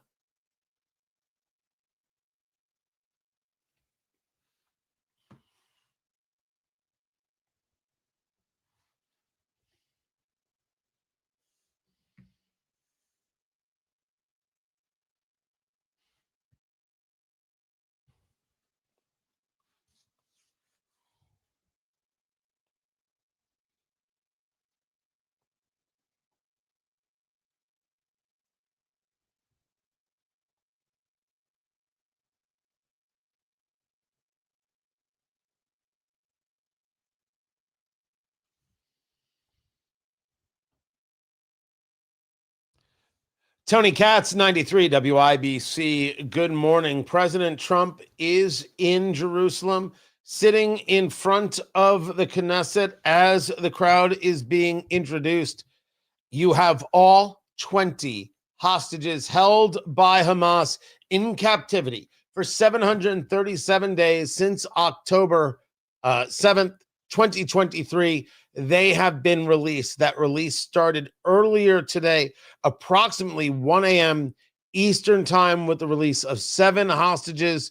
They then came in 2 other tranches, we will call them, until all 20 living hostages were released. We have 28 hostages that they know of, the remains of, who have died in the captivity of the Hamas barbarians. There is a conversation about when those remains will be returned. President Trump arrived in Israel just shortly after 9:30 a.m. That would be Tel Aviv time, so 2:30 a.m. here. We're 7 hours behind here in Indiana, and has made his way to the Knesset, where he spoke with hostage families for, I think, far longer than anybody anticipated. This speech was supposed to have already happened. It was supposed to have already happened 2 hours ago. I was awake for it. I was covering it, waiting for it to happen. It did not. So right now you have, I believe, the Speaker of the Knesset is who has been speaking. You have the President of Israel, Isaac Herzog, who's a more ceremonial figurehead there on the dais with President Trump, who is now receiving a thunderous bit of applause, which you can't hear from the microphones. Trust me about the room. And you have, of course, the Prime Minister, who is there seated along with Secretary of State Marco Rubio, the Secretary of War, and they did refer to him as the Secretary of War, Pete Hegseth, along with the Chairman of the Joint Chiefs, Dan Raisin Kane, as they call him. Mr. President, I would like to thank you that you granted the Knesset the honor that it is the first parliament that you are visiting in your present term. In the Jewish tradition, we are used to bless you, the one who gives us the honor. Thank you very much, Mr. President, President Trump. Honorary President, 2,000 years ago, we were exiled from our homeland, but in all the diaspora that we lived by, we never forgot Jerusalem. The beating heart of the Jewish people, So the female voice you're hearing is the translation. The male voice you're hearing is the speaker in the Hebrew. I'm going to wait for President Trump to speak right there. My desire is to bring you as much of this uninterrupted as possible. This is my plan. To do this, I'm going to throw off a fair amount of things for the station. They can yell at me later. So here's what we're going to do. Producer Kylan, we are going to engage our break right now. Wait, hold on, stop. We might not. If he's going to start speaking, because I thought it was going to be a couple minutes before he spoke and we could get it in. I want to bring to you as much of it as humanly possible. Some excerpts have been released talking about not only that Israel will remain, but that we will, they're the people who have been pushing hatred, the people who have been pushing anti-Semitism. You lose, you always lose, you will always lose. This is part of the speech that was released to the press that flew with him on Air Force One to Tel Aviv, and then the road on Route 1, if you will, up to Jerusalem. So we're waiting on the speech to begin. Do me a favor, producer Kylan. Let's take care of some of our great sponsors, and then I'm going to bring this back to you guys. It's breaking. We're following it every bit of the way. Tony Katz, you good, Kylan? You good? Tell me you're good. 93 WIBC, good morning. So we're going to play as many of these ads as we can, get stuff done and handled, and then get to the speech. So in all these situations, when you're playing it live, and you gotta kind of rock and roll with it. And it's me and producer Kylan in for producer Carl, because Carl is on assignment, is where Carl is. So that's what's going on.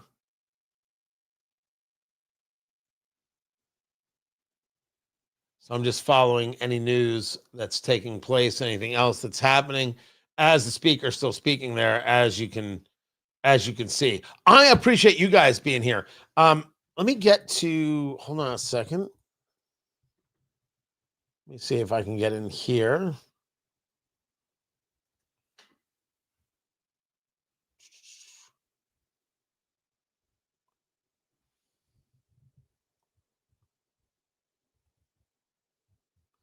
Yeah, I have no way of providing these people there.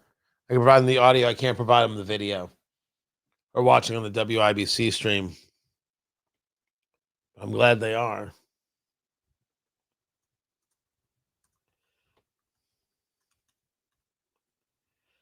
Yes, I would, Kylan. We would like another breaking news sounder. And maybe, some congas. All right, maybe not. Maybe not.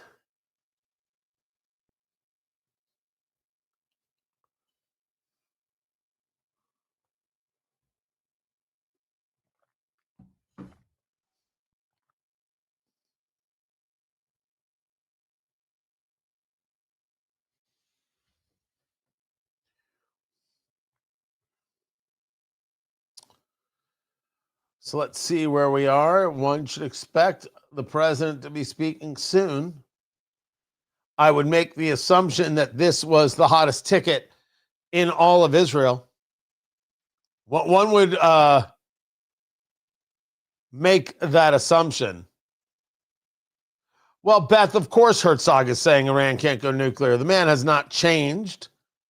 That is, of course, the answer. The one thing that is true is that Trump said in the, everyone likes this peace deal. Even the Iranians like the peace deal, and I really appreciate that from them.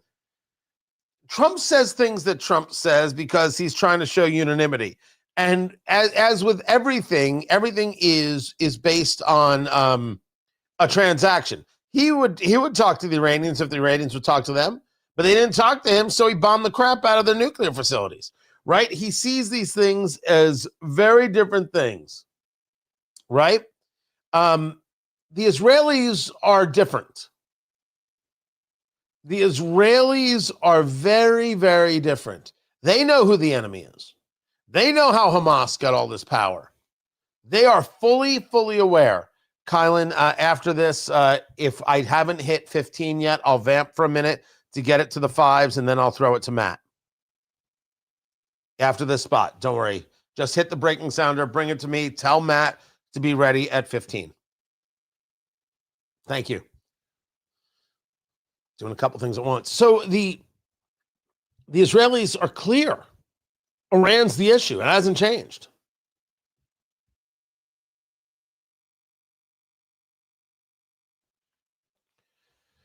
Tony Katz, 93 WIBC. Good morning. Good to be with you. President Trump right now in in Jerusalem, at the Knesset. He will be speaking to the Israeli parliament and the people assembled All 20 hostages have now been released. They are in Israeli custody, for lack of a better word. Some have been reunited with families. Some have connected via telephone or via video. These more and more are going to come out right now. You have the president of Israel, Isaac Herzog, there on the dais with, I believe that is the speaker there for the Knesset, and President Trump, and the accolades pouring in. Secretary Rubio is there. Secretary Hegseth, the chairman of the Joint Chiefs, Dan Kane, is there, along with the Israeli ambassador, U.S. ambassador to Israel, Mike Huckabee. I'm going to bring you President Trump's speech in full as much as I can, but first let's check traffic right now on the 5s. Matt Bear in the WIBC Traffic Center. What's going on?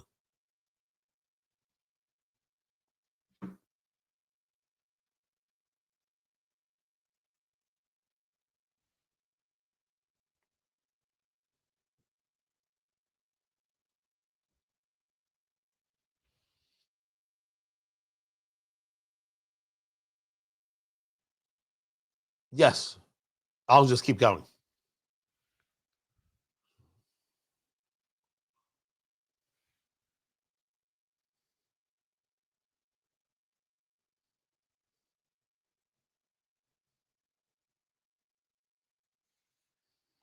.48 degrees in the American Standard Cooling Weather Center. The time is 6:15. So as they are speaking, we have learned some things. We certainly have learned that, luckily, fortunately, the 20 remaining hostages that were thought to be alive were indeed alive. I have not yet seen any reporting that shows that any of them had to be immediately airlifted to other hospitals. The plan was there were 3 hospitals where they would be taken to be immediately checked. Certainly, one would not trust Hamas on any level and should not trust Hamas on any level.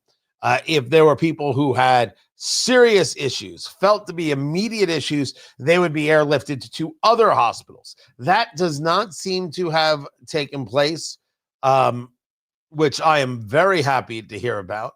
Meanwhile, you have Hamas threatening Gazans release absolutely no information, no photo, no video, no statement, no anything about the hostage transfer, because we don't want the Israelis, we don't want the Americans, we don't want the world to know how we were able to keep these people in tunnels so hidden for over 2 years. Meanwhile, Hamas is having its issues with other factions. That is taking place. One of these factions, you may have heard some of these stories, where there was a fight that took the lives of 54 of what's known as this Dogmush clan. Dogmush clan. Or is it pronounced Domush? Dermush. Domush. Domush, I believe is the proper pronunciation. These are Islamists against Islamists. And these Islamists killed a so-called journalist by the name of Salah al-Jafarawi. Again, my pronunciation's not perfect there. This is a guy who was anti-Israel, anti-Zionist, engaged in the misinformation. He was known in circles online as Mr. FAFO. He was killed in this fighting with these 2 clans. Hamas is trying very, very, very hard in order to have a level of power and consistency in the area. They are working overtime to increase their levels of control.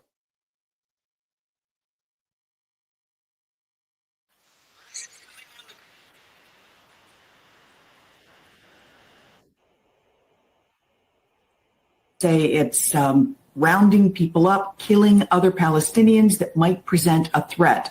There have been some Palestinian tribal families that have worked with the Israelis, worked with the American-backed aid agency that has tried to get aid to Gazans, and anything that represents a challenge to Hamas's power seems to make it a target right now. That's going to be a real challenge for whatever security force they decide on inside in Egypt. The leaders can say, hey, we're going to send various different peacekeeping forces in, but those peacekeeping forces may have to fight to get territory back from Hamas. That could create violence that gives Israel a chance to restart the war again. Now, I think it's an ugly statement from CNN there talking about Israel restarting a war. Israel never started the war, which is, of course, the entirety of the conversation. Israel never started the war. Hamas started the war. Every rational person knows this. But when you take a look at your social media feed, which of course could drive you to drink, you will see that they cannot accept that Hamas started this war. They cannot accept that Hamas lied about everything. Let me give you one of many examples. This is the story about how Hamas said that there were 400,000 missing Palestinians because of the Israeli response. Now we're hearing they report 9,500 missing under the rubble. From 400,000 to 9,500. It's like how the Gaza Health Ministry reports on the injured or killed. The Gaza Health Ministry is Hamas. Who would believe these liars, these frauds, these terrorists, these monsters? Well, the American left would believe them. I mean, they obviously have. The Gaza Health Ministry, Hamas, never distinguished between civilians and militants. You can't have a number that way. It's impossible. It cannot be done. So you don't have it. And there are people out there right here in Indianapolis and across the state and across the country who would quote these numbers as if somehow they meant anything, when, of course, they were all a lie every step of the way. What else did we learn? And the reporting from the New York Times, every now and again, like the Indy Star, they hit it. In August of 2022, as reported, Yahya Sinwar, who was the leader of Hamas, who was killed. They had the drone strike, and you could actually see him. Sinwar authored in 2022 a document envisioning, quote, brutal attacks of aggression against Israeli civilians and soldiers. Civilians. The plan was always to go after civilians. And the lie that the left tells here in the United States and around the globe is no one ever went after civilians. These are all soldiers. What are you talking about? They're not all soldiers. Of the 20 alive returned, I believe only 2 were active duty. Everybody else was enjoying a concert. Sinwar called, as the reporting goes, for militants to destroy civilian neighborhoods by dousing them with gasoline before setting them on fire, as well as to broadcast the violent acts so as to evoke fear in Israelis and destabilize the country. Wanted to burn down the villages, wanted to burn down the cities, wanted to burn down the people, wanted to take video of it all, document it all, share it with the world to instill fear. They worked aggressively, not to hide what they were doing, but to show it off. And yet, I've got Jesse Brown, the city county councilor from Indianapolis, wearing a keffiyeh. Somehow, he's in solidarity. I've got these fools, Jewish Voice for Peace. They're not Jews. Stop it. It's like chickens for KFC, as Benjamin Netanyahu said. Pushing this idea of, oh, look what Israel's doing. Hamas did this. Every single thing we knew about their intentions, about their desires, factual. Every single thing. Now, I am going to get to President Trump's speech. Still, you have the Speaker of the Knesset speaking. And I think now he might be turning it over to President Trump. Now, what's weird is he's not standing as he speaks. They stand to do rounds of applause. He's sitting while he gives that speech, which is very, very interesting in its presentational style. No. He's still going. One of the other stories that we are following, because we are following some other stories, is how the markets went a little silly when Trump said, you know what, if you're going to do this on rare earth minerals and create such a chokehold on rare earth minerals, you know what, I got no interest in meeting with you. I'm good. Thanks. We're fine. To which China said, hey, that's not the way the friends act and share with each other. Oh, we're just protecting our own. Don't be mad at us. To which Trump then put 100% tariff on, to which China said, what are you doing? To which Trump said, hey, guys in the markets, don't worry about it. President Xi just made a little boo-boo, made a little error. We'll be back to fine. We'll be back to square. Benjamin Netanyahu is now speaking. Let's check traffic quickly with Matt Baer, and then we will get to the prime minister.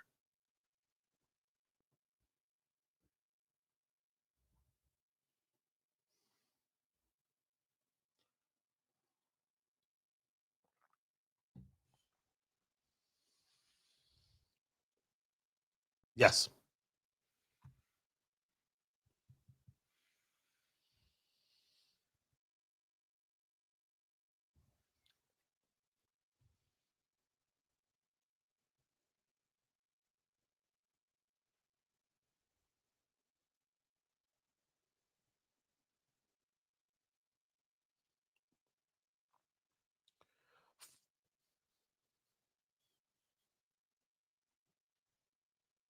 "48 degrees in the American Standard Cooling Weather Center. It is 6:26. The President of the United States in Jerusalem, in front of Knesset, the Israeli Parliament right now. Benjamin Netanyahu speaking. We remember our friends. We know In the Hebrew, we'll translate. your part, your important part, and the determined part of the return of the hostages in this day.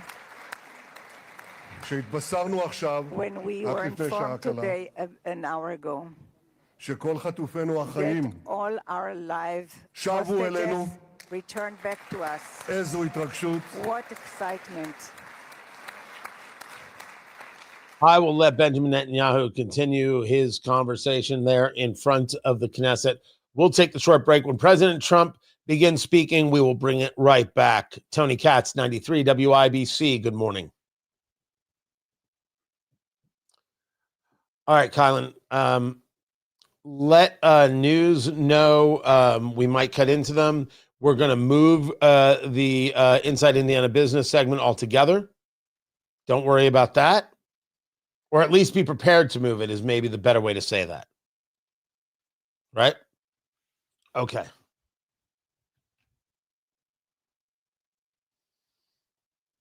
All right. I'm going to bring the speech back up just because I'm going to. We got a bit of a break here. I'm not going to jump back in radio-wise until President Trump speaks. Capital. This is your first visit to Israel since you recognize Jerusalem as our capital and moved the embassy here. Thank you, President Trump, for that.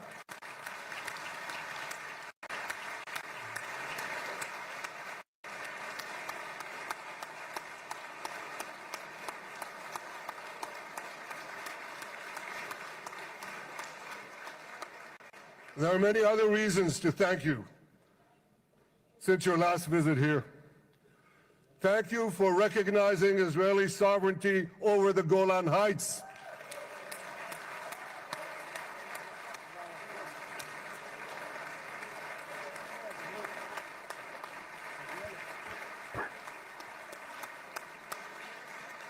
Thank you for standing up to the lies against Israel in the United Nations.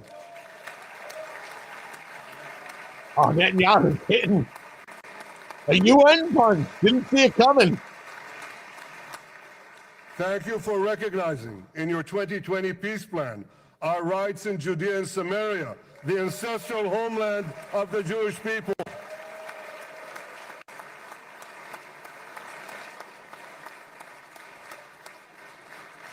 Thank you for brokering the historic Abraham Accords. Avraham, Iskemei Avraham. Trump had joked he liked when it was called Avraham. He liked saying it. Thank you for withdrawing from the disastrous Iran nuclear deal.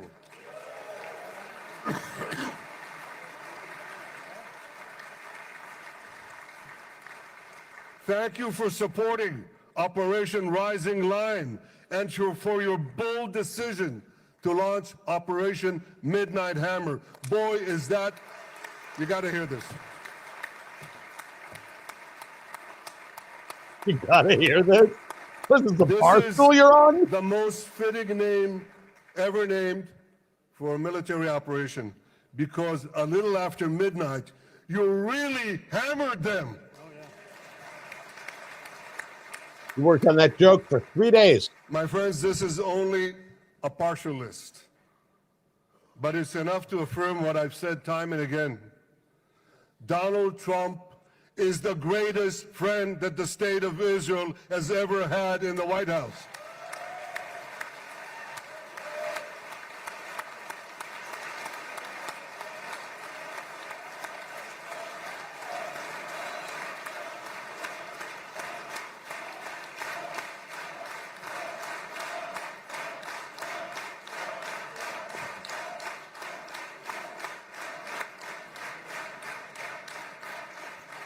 No American president has ever done more for Israel. And as I said in Washington, it ain't even close. It's really not a match. Mr. President, today we welcome you here to thank you for your pivotal leadership in putting forward a proposal that got the backing of almost the entire world. A proposal that brings all our hostages home.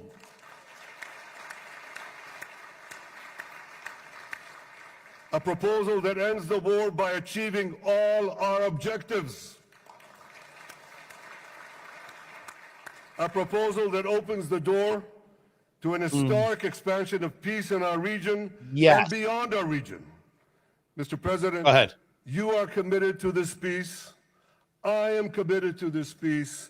And together, Mr. President, we will achieve this peace. We've done it before. We've done it before in the Abraham Accords, and we'll do it again. Mr. President, today the Jewish calendar marks the end of 2 years of war. That war began on October 7th, on the Jewish festival of Simchat Torah. You always tell me, and you tell the world, remember October 7th. Mr. President, we remember. We remember the thousands of Hamas terrorists who stormed into our towns and kibbutzim. We remember the 1,200 people Hamas savagely slaughtered in cold blood, including dozens and dozens of Americans. We remember entire families burnt alive as they embraced each other. We remember the beautiful young Israelis brutally gunned down at the Nova Music Festival. We remember the hundreds of our citizens who were dragged into the dungeons of Gaza, including 12 Americans, men and women, young and old, babies, and elderly Holocaust survivors. My friends, Mr. President, Donald, these monsters take babies as hostages. In response to this barbaric attack on October 7th, Israel did what it had to do. With indomitable courage, we set out to defend our people, to defeat our enemies, and to release our hostages. Our heroic soldiers fought like lions, They fought on the front lines of civilization and barbarism. Israel achieved amazing victories over Hamas and the entire Iran terror axis. Sinwar, Dev, Hania, Nasrallah, Assad, they're all gone.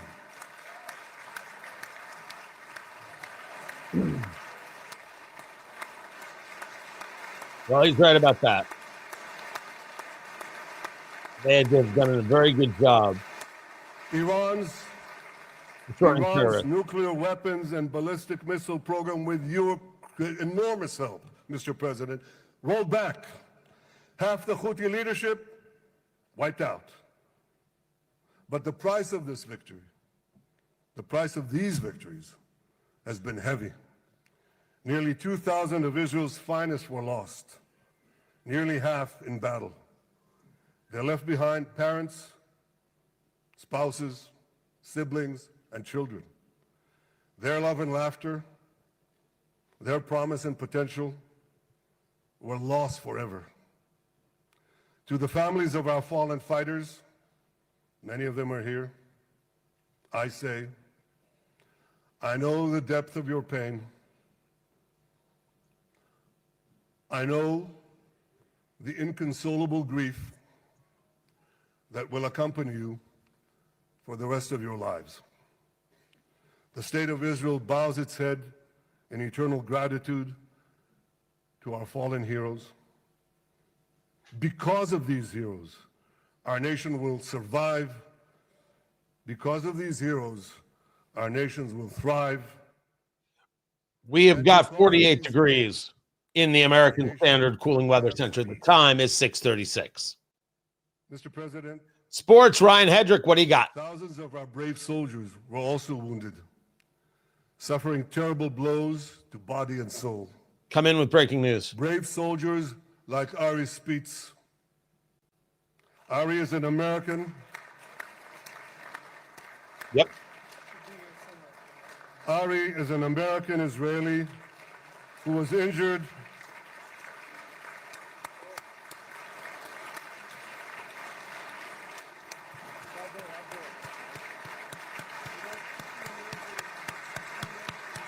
Oh, I didn't know he was going to be in the gallery.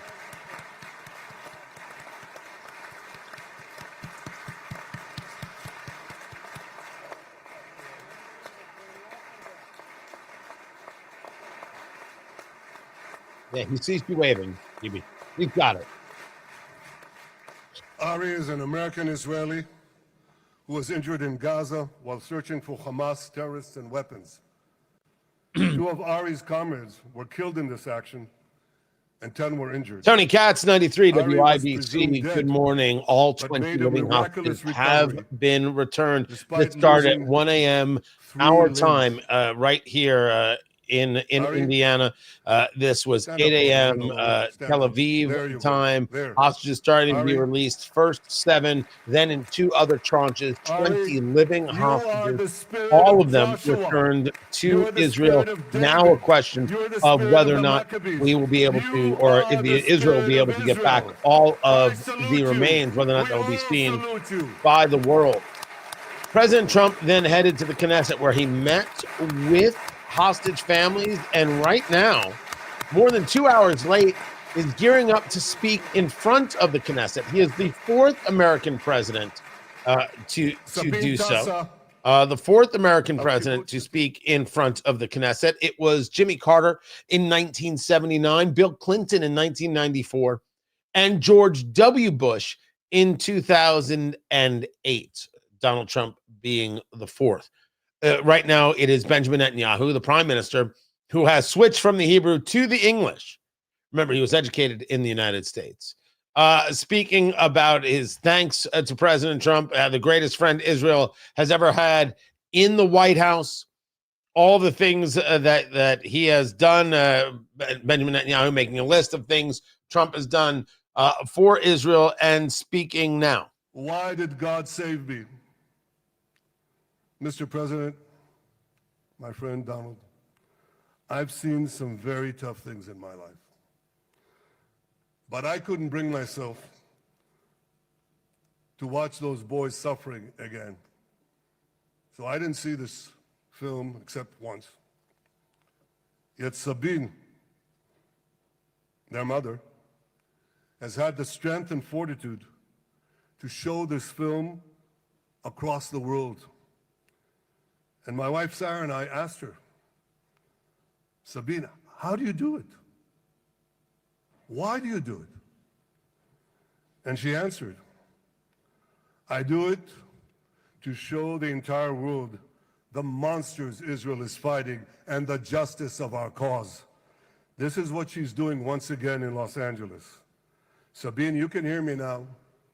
So I want to tell you on behalf of all of us, you embody the spirit of our biblical heroines, Deborah, Ruth, and Esther.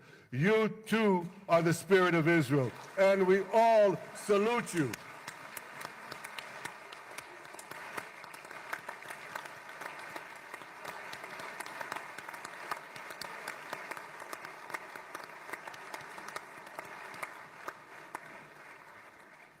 Mr. President, you asked me on our many conversations during the 12-day war with Iran, you asked me, how are the people holding up? And I said to you, our people are strong. Israelis are a nation of lions with unlimited resolve to defend our country and secure our future. The people give strength to our soldiers, and the people give strength to me and to my colleagues. The Jewish people have risen from the ashes time and again, but when we formed the State of Israel and the Army of Israel, we pledged never again would be defenseless against our enemies. And that resolute strength not only assures our survival, it assures our future, it assures peace. So the prime minister will keep speaking and then turn it over to the president there speaking at the Knesset. I'm going to bring it to you. Keep it here. We will break in the very second the president starts speaking. Tony Katz, 93 WIBC. Good morning. Fall in Indiana is prep season. Bet you didn't know that. No, wait, you did.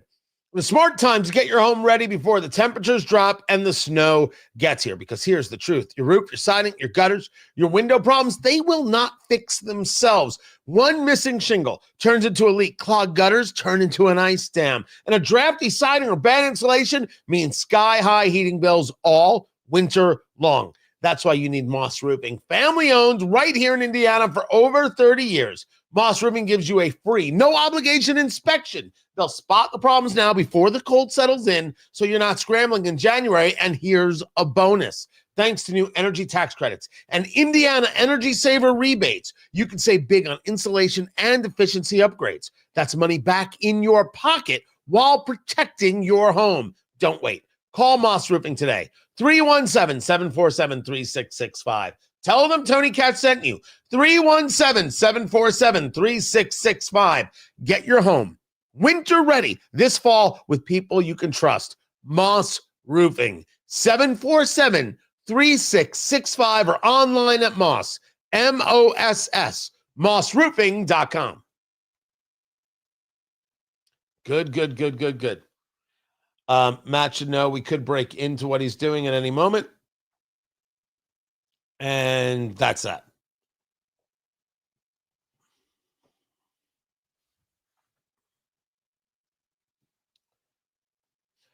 And an update, Netanyahu will not be going to Israel. It is a Jewish holiday starting called Simchas Torah. It's a doozy. And so the prime minister of Israel will not be going, as was earlier reported, right? So that is the story there.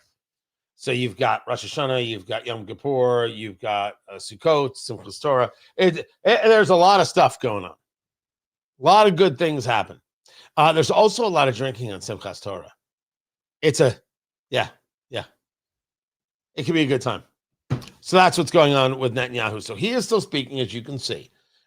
When the president speaks, we will bring it to him.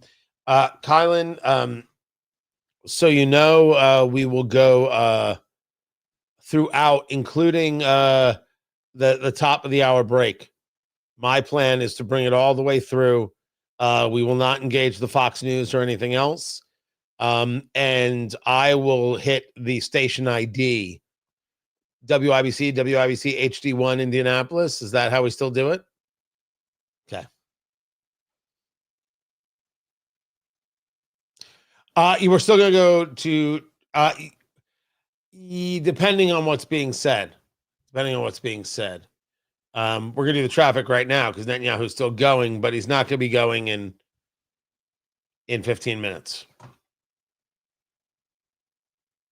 Yeah, we're going to skip him. Mr. President, if the Trump's still going, thanks to your move him to unequivocal 806. backing of Israel. Let him know we want to move him to 806. Within weeks of your election, and in the months that followed, we worked closely together to forge a path to bring the remaining hostages home and end the war. End the war in a way that ensures that again, louder, the please. of Hamas, the demilitarization of Gaza, and the depending on who's talking, yes. Threat to Israel. But we can do traffic right now. You fully backed my decision to send the IDF into the last traffic Hamas on the fives. Matt Bear, what's going on? You shared my view that this military pressure would help free the hostages. And despite all the criticism, all the naysayers, we were right. Hamas caved in. And 2 weeks ago, you succeeded in doing something miraculous. Not right now, no. You succeeded in doing something that no one believed was possible. You brought most of the Arab world. You brought most of the world behind your proposal to free the hostages and end the war. I want to thank Steve Witkoff, Jared Kushner, and Ron Dermer for their great contribution to this effort.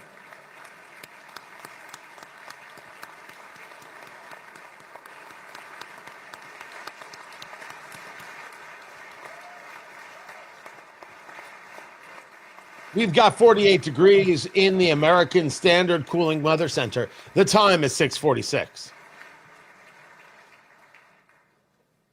And I want to thank our negotiating team. Get back to it. I believe that the close cooperation Covering the president, Donald Trump, he is in Israel right now as the Prime Minister of Israel, Benjamin Netanyahu, speaks. And President Trump's unmatched global leadership. I have to tell you, I've seen a lot of American presidents. I've seen them all in the time that I've been here, and I've been here quite a lot of time.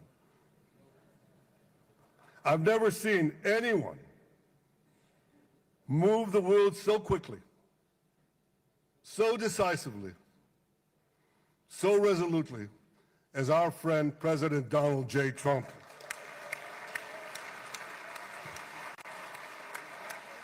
All 20 hostages have now been returned, those who are alive. All 20 hostages are now in Israel, being looked at hospitals, being reunited with family.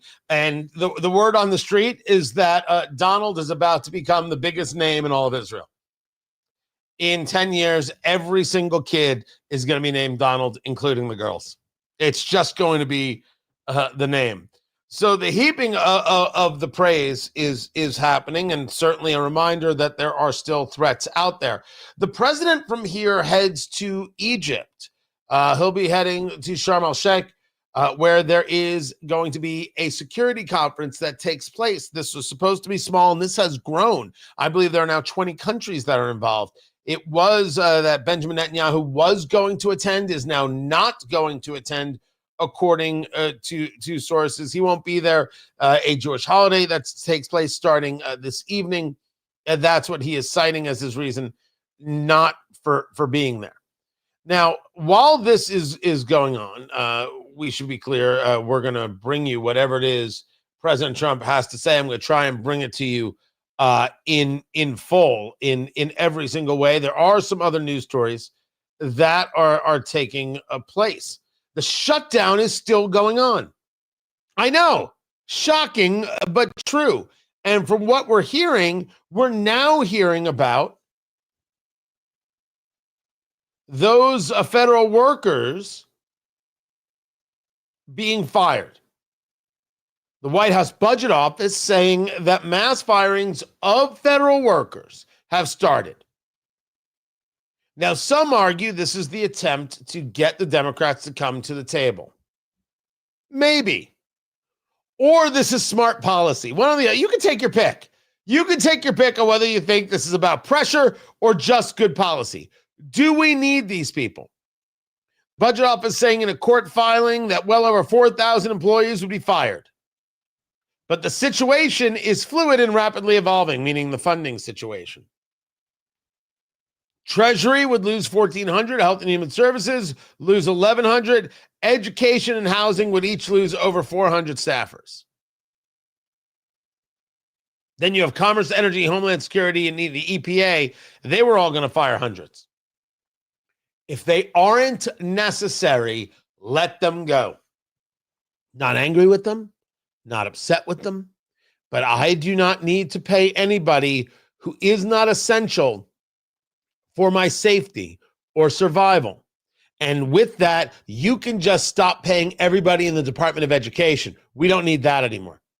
It doesn't work.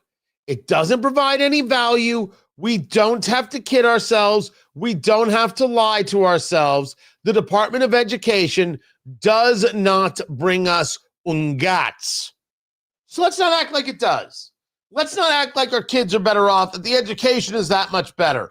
It's not, and we know it's not. I favor this move. Let me give you another move that I favor. I favor redistricting. Ladies and gentlemen, we 10,000% should be doing so. J.D. Vance was in town last week, and then you hear Republicans are saying, well, we should be taking a look at this, and the head of the Republican Party is saying, well, we should be really focused on this. I have heard every argument, and I must tell you, I find the arguments lacking. They're focused on this and not property taxes. Take 10,000 people, 10,000 Hoosiers, walk into the Capitol and demand a special session on property taxes. Don't leave until they do it. Take over every office, peacefully, of course. Don't leave until they do it. They ain't holding a special session because they ain't afraid of you.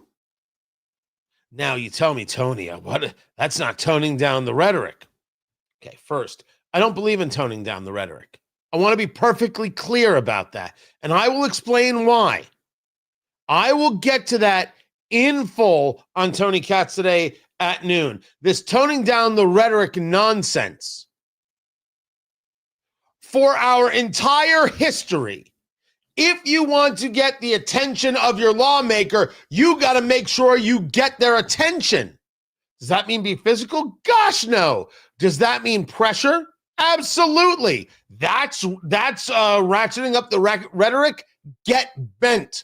I would tell anybody in the Republican Party, of course it's about pressure. It's about the difference between the thermostat and the thermometer. The politician is the thermometer. They measure the temperature. The people are the thermostat. They raise and lower the temperature. I've been saying this for years. Not about to apologize and not about to stop. Go get it done. Stop telling me about it. And anything having to do with property taxes, which, by the way, I wholeheartedly agree, are criminally insane. They're nuts. And if anybody thinks that we did a good job this year, you're out of your heads. You screwed the pooch, and you know it. And for the cities to say, we're losing money here, we're losing money there, we hear you. We're paying more, and we feel like we're getting less. Could you stop being adversarial with Hoosiers for just 5 minutes? That would be great. You can have a special session on property taxes and a special session on redistricting. Because redistricting is the conversation about what kind of future do we want as a nation. And what it is we have allowed to happen regarding our representation and how our representation works. Of course we should be redistricting. Well, it's unpopular and it's going to rally the Democrats. Rally the Democrats to what? I'll get into that. But right now, President Trump is about to take the lectern. Let's do a quick check on traffic. Matt Bear, what do you got for us?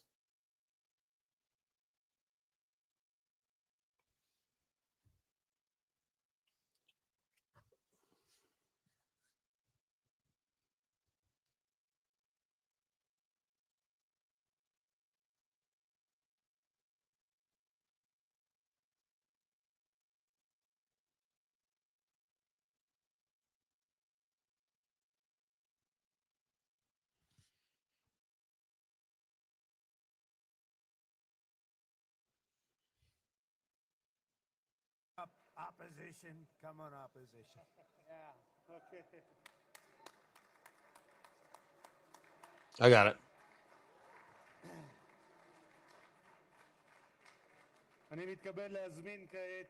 So President Trump taking to well, I thought he was going to take to the lectern, but no, we've got somebody else taking to the lectern right now. The president will speak soon. He is there at the Knesset. Of course, the Israeli hostages have been freed, all 20 now in Israeli, back home in Israel. So we will get to that. We will take as much of the break as we can right now. When the president starts speaking, we will jump back in. Tony Katz, 93 WIBC. Good morning. We waited for this moment. 2 years of... Oh, it's the opposition leader. I didn't recognize him. Yair Lapid. 2 years without air in our lungs. Our eyes are filled with tears today. Our hearts are filled with gratitude. Our children are coming home.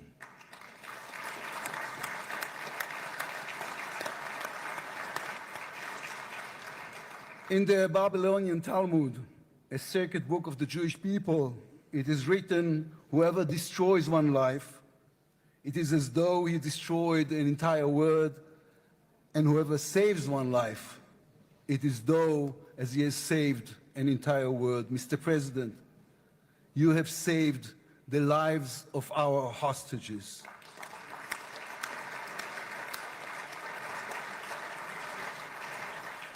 But you saved so much more. You have saved the souls of the bereaved whose loved ones now will be brought home for burial. You have saved thousands of soldiers who will now not fall in battle. And you have saved millions from the horrors of war. You have saved more than one life, and each life is an entire world. This is a historic moment, and a reminder that history is shaped by people. It is shaped by those who know the past, but have the vision to change the future. When you were elected, you declared that you would be the president of peace. You have kept your word. The fact that you were not awarded the Nobel Peace Prize is a grave mistake by the committee. But they will have no choice, Mr. President. They will have to award it to you next year.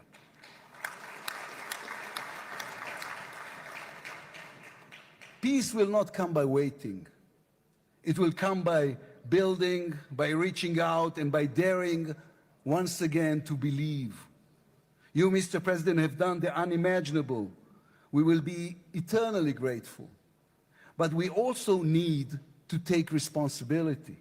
The destiny of Israel will always be written by the people of Israel. We must now prove ourselves worthy of what has been achieved. From its founding, Israel has said to the world that our strength, our power, rest upon our values. Israel is the strongest country in the Middle East because we are the only democracy in the Middle East. Because we believe in the principles laid in our Declaration of Independence, which says Israel will ensure complete equality of social and political rights to all its inhabitants, irrespective of religion, race, or sex. It will guarantee freedom of religion, conscious language, education, and culture. It will safeguard the holy places for all religions. Those are our values. That is who we are as people, as a country. Our neighbors must understand one more thing about us. We are not going anywhere. The Middle East is our home. We are here to stay. Our story did not end in the Bible. It began there. It continues in our laboratories and universities, in our innovation hubs. Hamas, Hezbollah, Iran, and the Houthis, they all read the wrong intelligence reports. The real intelligence report on Israel in the book of Genesis. And I will give you and your descendants after you the land of Canaan for an everlasting possession. We call upon the nations of the Islamic world, on all our neighbors, Saudi Arabia, Syria, others. We are here to stay. We can do great things together. Come and talk to us. Mr. President, you are the one who can make it happen as you did with the historic Abraham Accords. Then too, no one believed it was possible. Then too, you imposed your vision on everyone. While others spoke of difficulties, you created opportunity. You can be the one to bring the next wave of peace. The people of Israel support this. They want this. We are ready. And you can later today in Egypt with your unbelievably talented team, my friends, Steve Witkoff, Jared Kushner, Marco Rubio, Pete Hegseth, forge a regional alliance that will change not only the Middle East, but the entire world. After 2 years of war, the peoples of this region should look around and ask themselves, whose situation is better? Those who chose the path of peace or those who chose the path of war? Those who invested in their people, in the education of their children, in science and education and technology, or those who invested in hate and in violence? From here I say to all those who demonstrated against Israel these past 2 years, on the streets of London and Rome, in Paris and in Columbia University. I do not represent the government. As you know, I am the leader of the opposition. And I tell you, then, you were deceived. You were deceived. Propaganda experts, funded by terror money, manipulated you. Now that the war has stopped, you have time and a chance to go and learn the facts. The truth is, there was no genocide, no intentional starvation.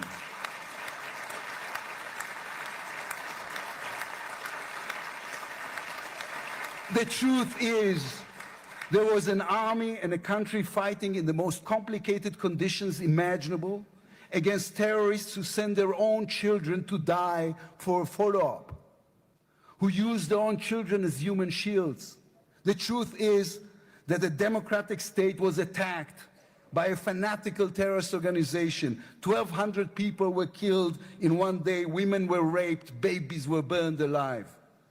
And all that, on all the while, they played with your minds, selling you the absurd idea that supporting Islamic terror is somehow a liberal value. There is good and evil in this world. When you stand with Hamas, you stand with evil. When you stand with Hezbollah, you stand with evil. When you stand with the Iranian regime, you stand with evil. When you stand with Israel, you stand on the side of justice.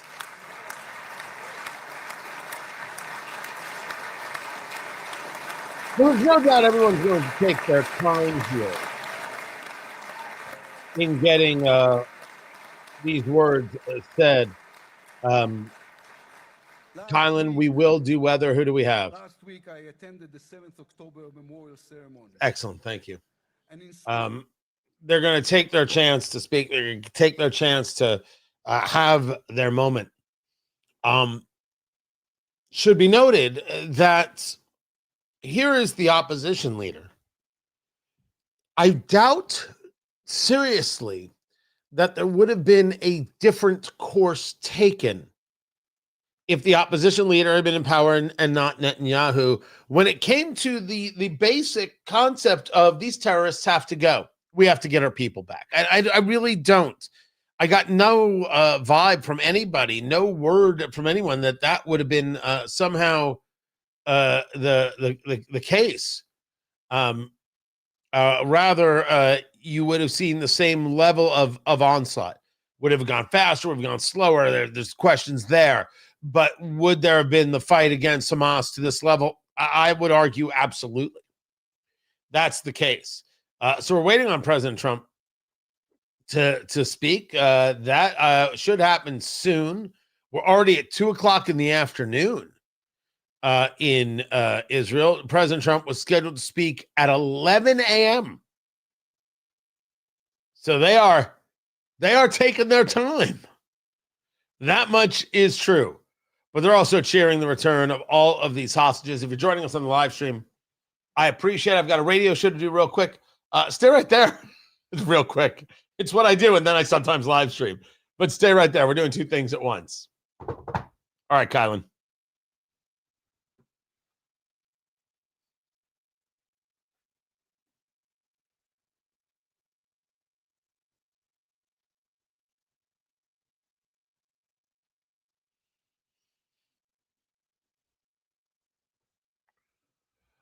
I apologize. It wasn't traffic. Tara Hastings, which TV meteorologist? What are we feeling?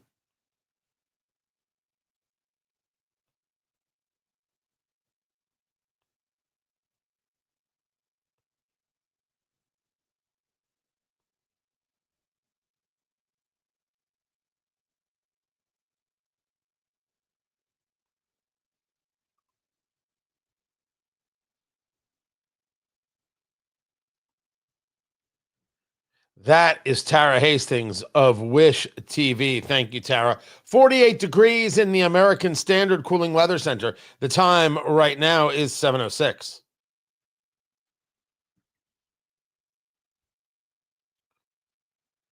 So we have the president, Donald Trump, in front of the Knesset, the Israeli parliament.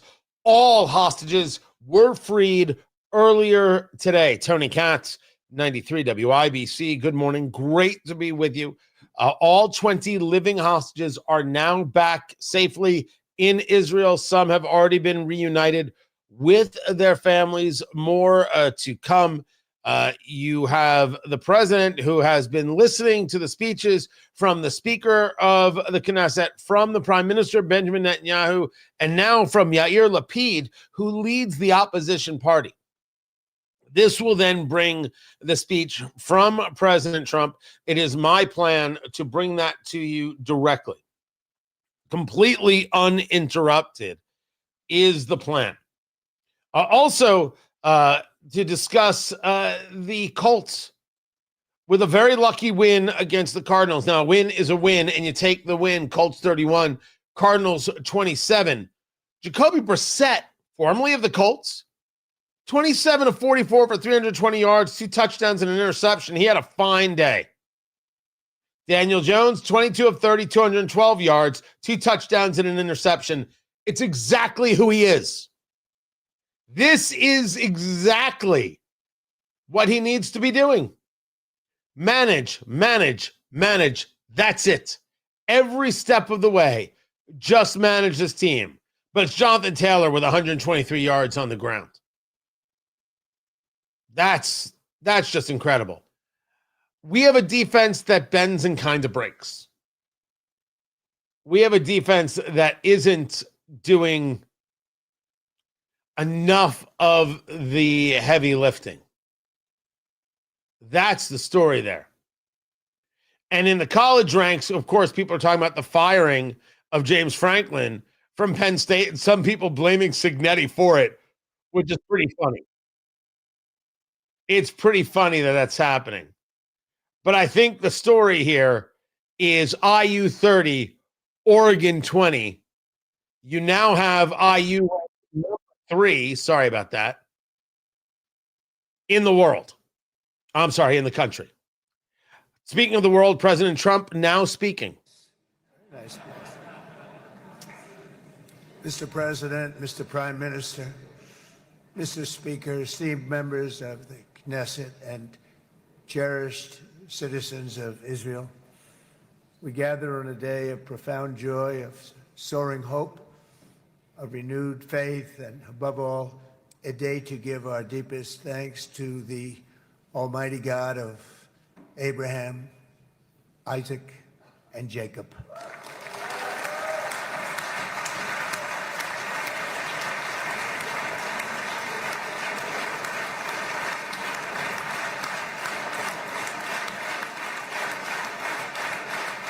He will carry the entirety of the president's speech. People right here, Tony Katz, 93, WIBC, WIBC, After HD1, two Indianapolis. harrowing years in darkness and captivity, 20 courageous hostages are returning to the glorious embrace of their families, and it is glorious.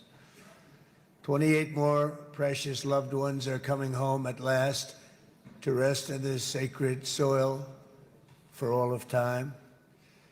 And after so many years of unceasing war and endless danger, today the skies are calm, the guns are silent, the sirens are still, and the sun rises on a holy land that is finally at peace, a land and a region that will live, God willing, in peace for all eternity.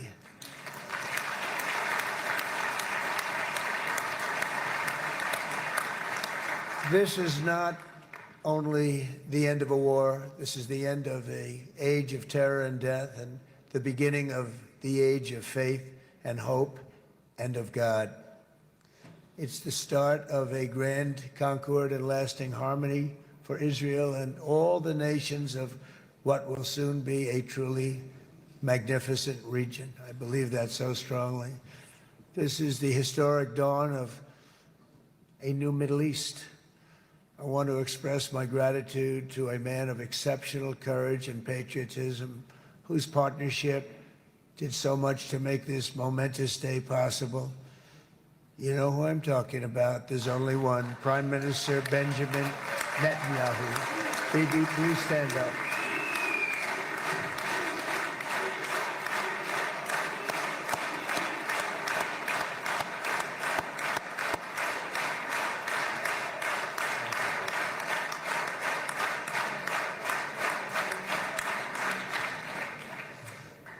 And he is not easy, I want to tell you. He's not the easiest guy to deal with, but that's what makes him great. That's what makes him great.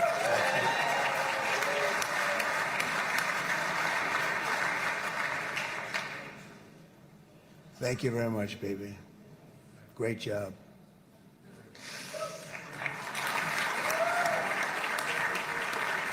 And let me also convey my tremendous appreciation for all of the nations of the Arab and Muslim world that came together to press Hamas to set the hostages free and to send them home. We had a lot of help. We had a lot of help from a lot of people that you wouldn't suspect, and I want to thank them very much for that.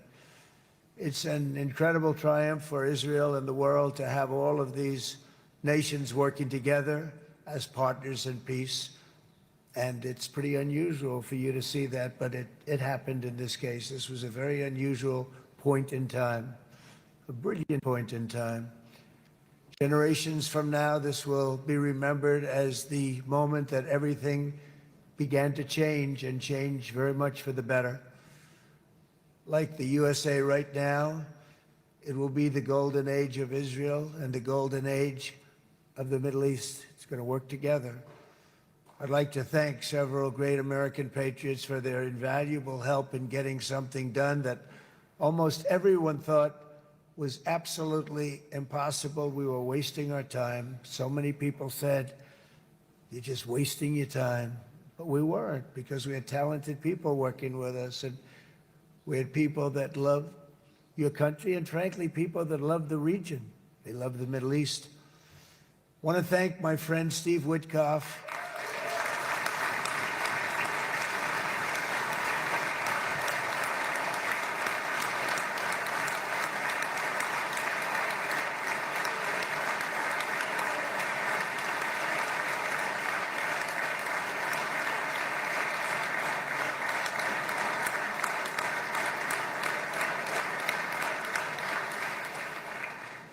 You know, Steve was chosen by me.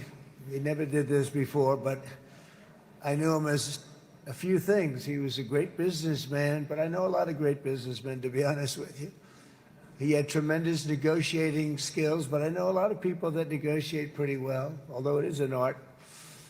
But there are people that can negotiate pretty well. But most importantly with Steve, he's just a great guy. Everybody loved him.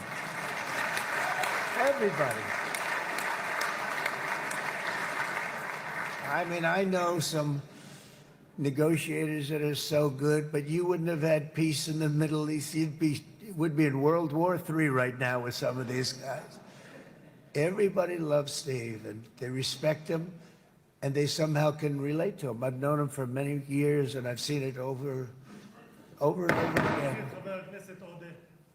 להוציא את חבר הכנסת עודה, להוציא אותו מהאולם, להוציא אותו מיד, החוצה, Please expel this Knesset member. Please expel this Knesset member. להוציא גם את חבר Not הכנסת כסיף, surprising להוציא that את you חבר can have הכנסת some כסיף loudness. מהאולם. Not surprising you can have some cool.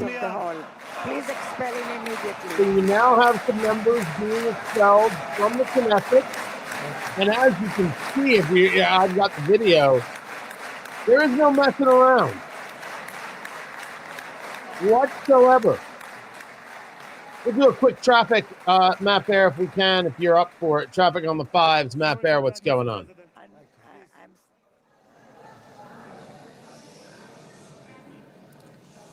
Trump is... That was very efficient.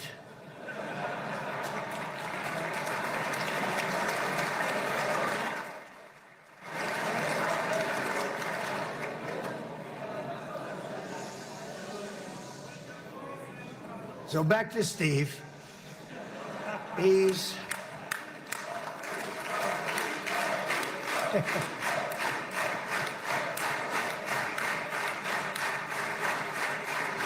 but I tell one story because he was so involved, and then we called in Jared. We need that brain on occasion. We got to get Jared in here. We got to get a certain group of people. But Steve started this all by himself. I call him Henry Kissinger, who doesn't leak. Okay. We've got 48 degrees in the American Standard Cooling Weather Center.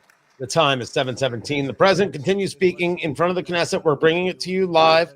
Tony Katz, 93 WIBC. Those members were expelled from the Knesset, and Trump's response, that was efficient.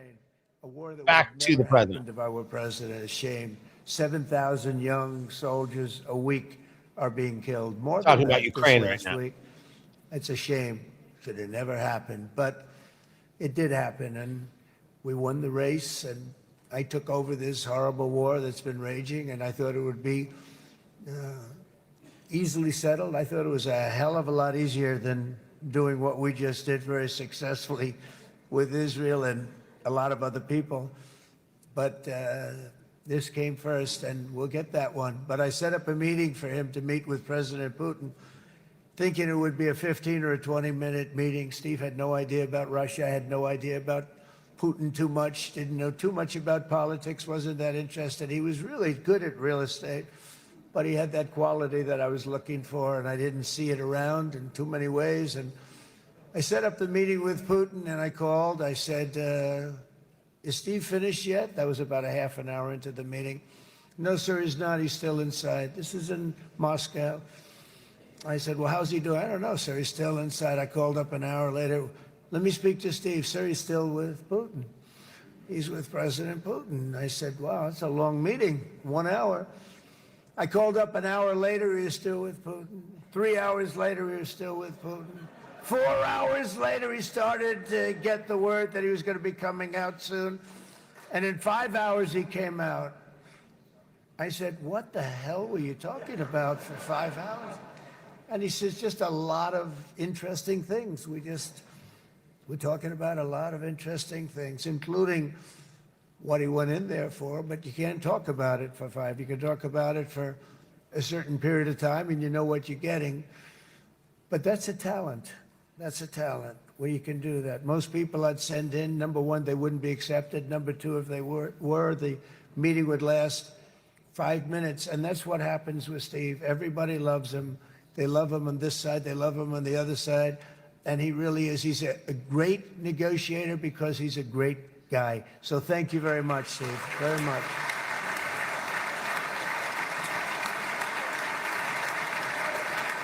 Steve Witkoff, of course, the Middle East envoy who's been front and center in a lot of these negotiations and then engaged in negotiations with Putin regarding Ukraine. Give a very special thanks to someone who truly loves Israel. In fact, loves it so much that my daughter converted. My daughter converted. I didn't know this was going to happen. And Ivanka's here.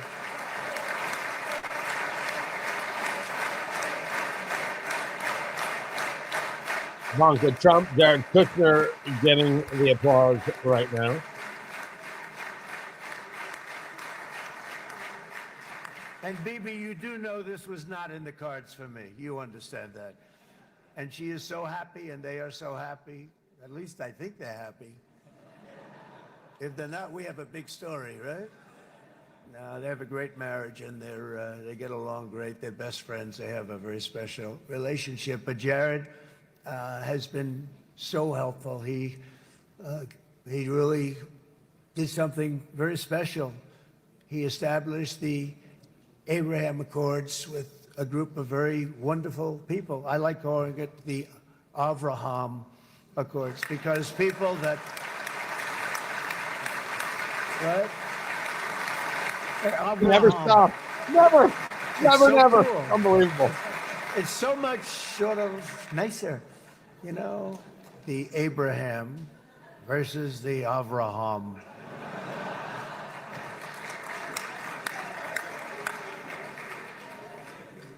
I just don't want to sound too sanctimonious when I do it, so, you know, I sort of split it up. This way we keep everybody happy.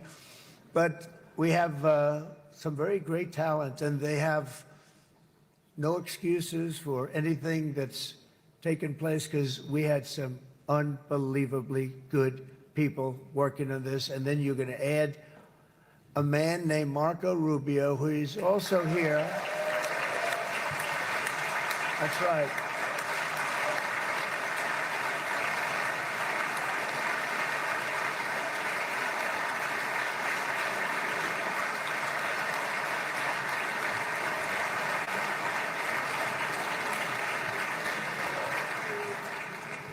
And I have a prediction that Marco will go down, I mean this, as the greatest Secretary of State in the history of the United States. I believe that.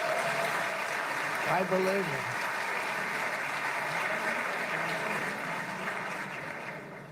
it. And he and I, you know, we really fought it out. You remember, he was tough. He was nasty. Who the hell thought this was going to happen, Marco, right? And now I'm saying he's going to go down as the greatest. He will. He was always smart and sharp, and people respect him. Trump does not and change then we have somebody who's or young, anything but an as he unbelievable speaks leader. I now saw it in a long front of time the ago, and he's Knesset turned in out to be even Jerusalem. better. The hostages Even released, better than we thought, right, Susie? all of them, I think even all better. the living hostages And that's in Israeli Pete custody right Hegseth, now. who is our Secretary of War, formerly Secretary of Defense.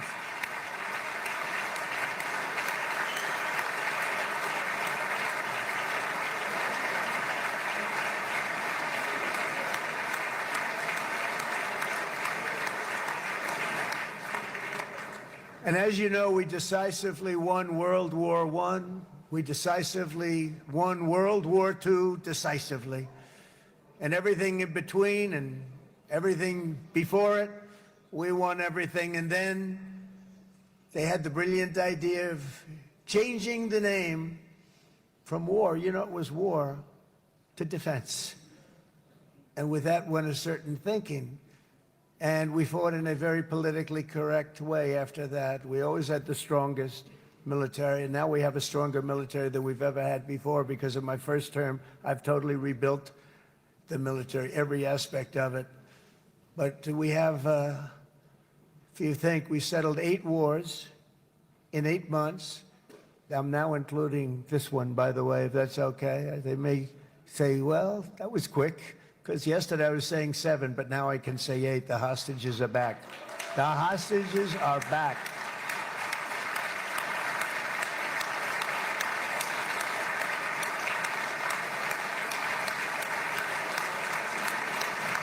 The applause will continue. Let's check traffic really quick as President Trump addresses the Knesset. Matt there with traffic on the 5 to 7 Matthew.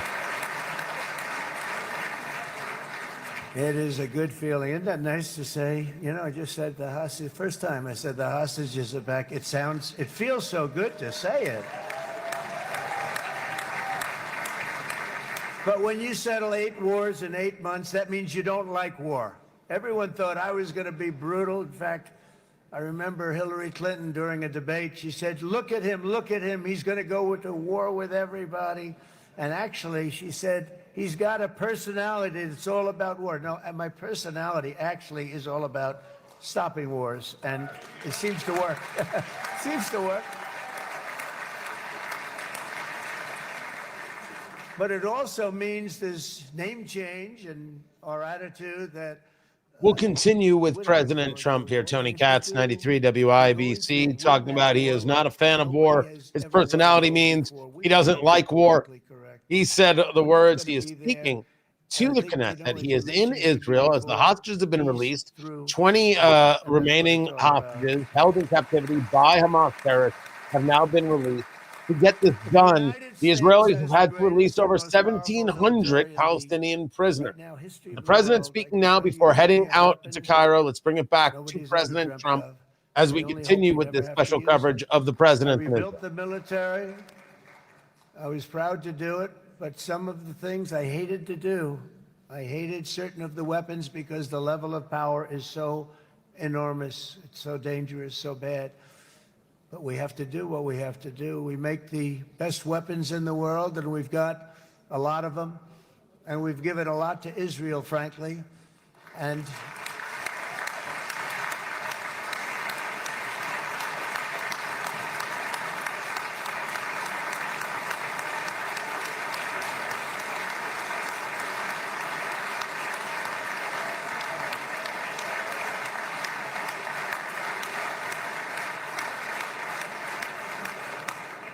I mean, Bibi would call me so many times, can you get me this weapon, that weapon, that weapon? Some of them I never heard of, Bibi, and I made them.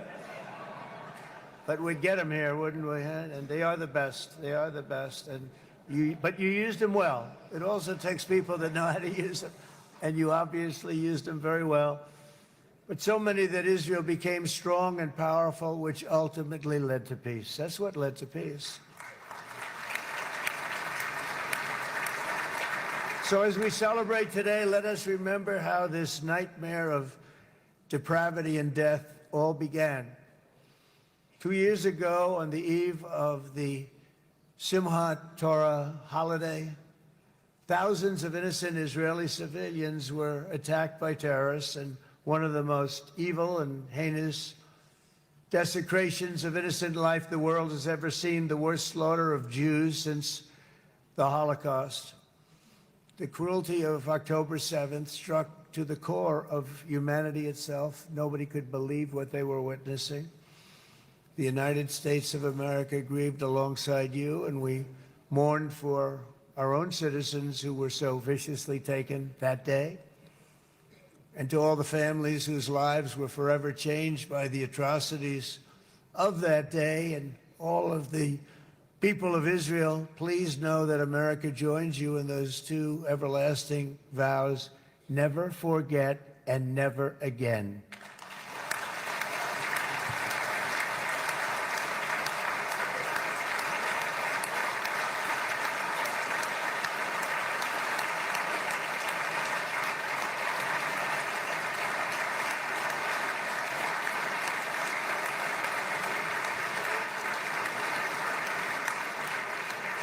From October 7th until this week, Israel has been a nation at war, enduring burdens that only a proud and faithful people could withstand. It was a very tough period of time.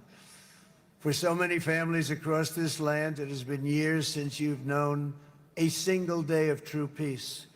But now at last, not only for Israelis, but also for Palestinians and for many others, the long and painful nightmare is finally over. And as the dust settles, the smoke fades, the debris is removed, and the ashes cleaned from the air, the day that breaks on a region transformed and a beautiful and much brighter future appears suddenly within your reach. This is now a very exciting time for Israel and for the entire Middle East, because all across the Middle East, the forces of chaos, terror, and ruin that have plagued the region for decades now stand weakened, isolated, and totally defeated. A new coalition of proud and responsible nations is emerging, and because of us, the enemies of all civilization are in retreat. Thanks to the bravery and incredible skill of the Israeli Defense Forces in Operation Rising Lion,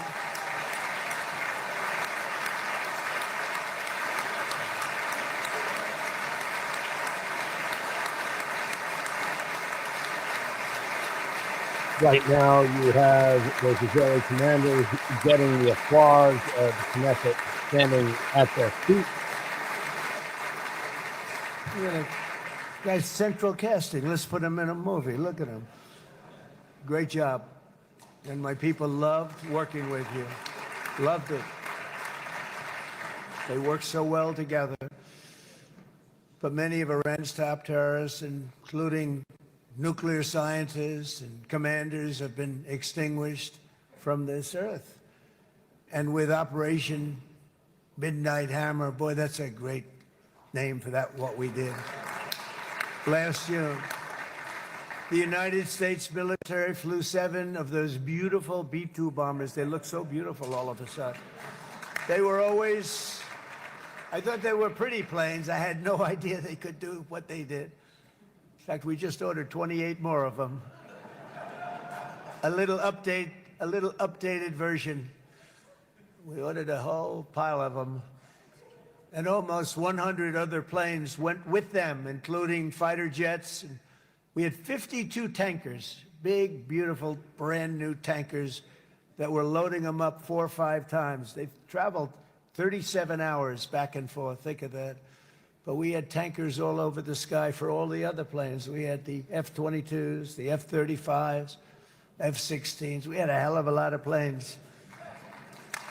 Nothing stops Donald Trump from doing Donald Trump things.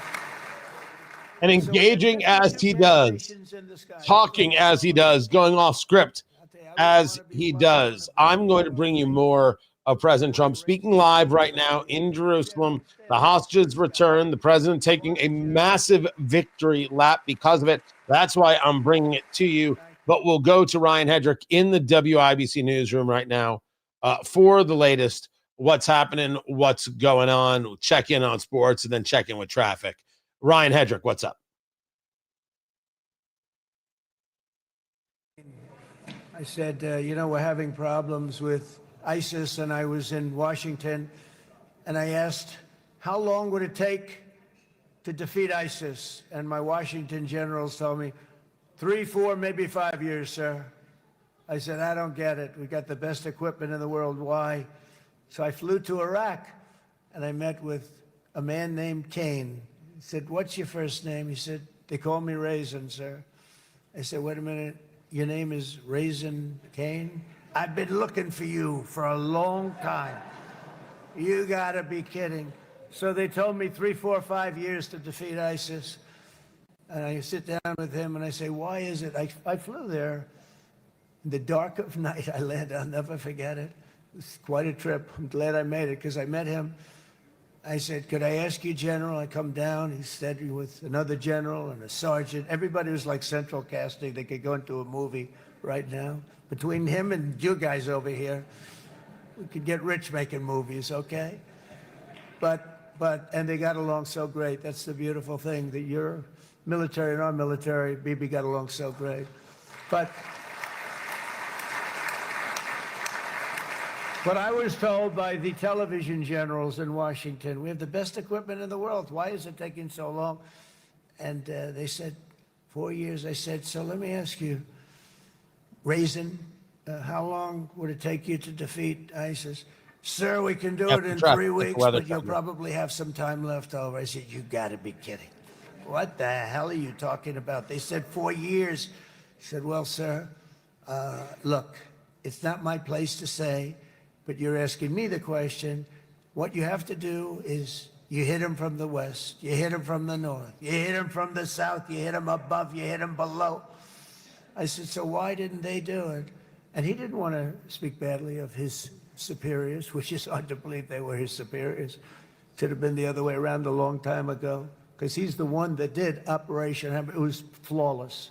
It was flawless. It was absolutely flawless. And I said, so you really think you can do it in 4 weeks? Yes, sir, 100%. You have to do it differently than they were doing it. They were using one base, and it was hundreds of miles away. And he says, we have all these portable bases all over the Middle East. And they didn't want to use them because they didn't want to offend the country where the portable, they wouldn't have even known what the hell the planes were going up, right? They wouldn't have known, but he said, no, they didn't want to defend anybody, offend anybody, and but we can do it in 4 weeks. I said, you sure about that? I'm going to call you back. I'll call you back on Monday. I'm going back to Washington. But you think 4 weeks? Yes, sir, I think we can do it in 4 weeks. We'll have time left over. So I call him on Monday. I said, you think you can do it? 4 weeks. I said, go ahead and do it. He did it. I'll tell you, he did it in 4 weeks, less than 4 weeks. So, General, stand up, please. 47 degrees in the American Standard Cooling Weather Center. The time is 7:36. Tony Katz, 93 WIBC. Good morning. President Trump, he is right now in Jerusalem. He is speaking at the Knesset, the Israeli parliament. The hostages have been returned. Hamas engaged in their own skirmishes in Gaza with other clans that killed 54. As reported, 14 also Hamas fighters killed. These terrorists still not giving up in destruction of their own people, or so we're told. But the hostages have been returned.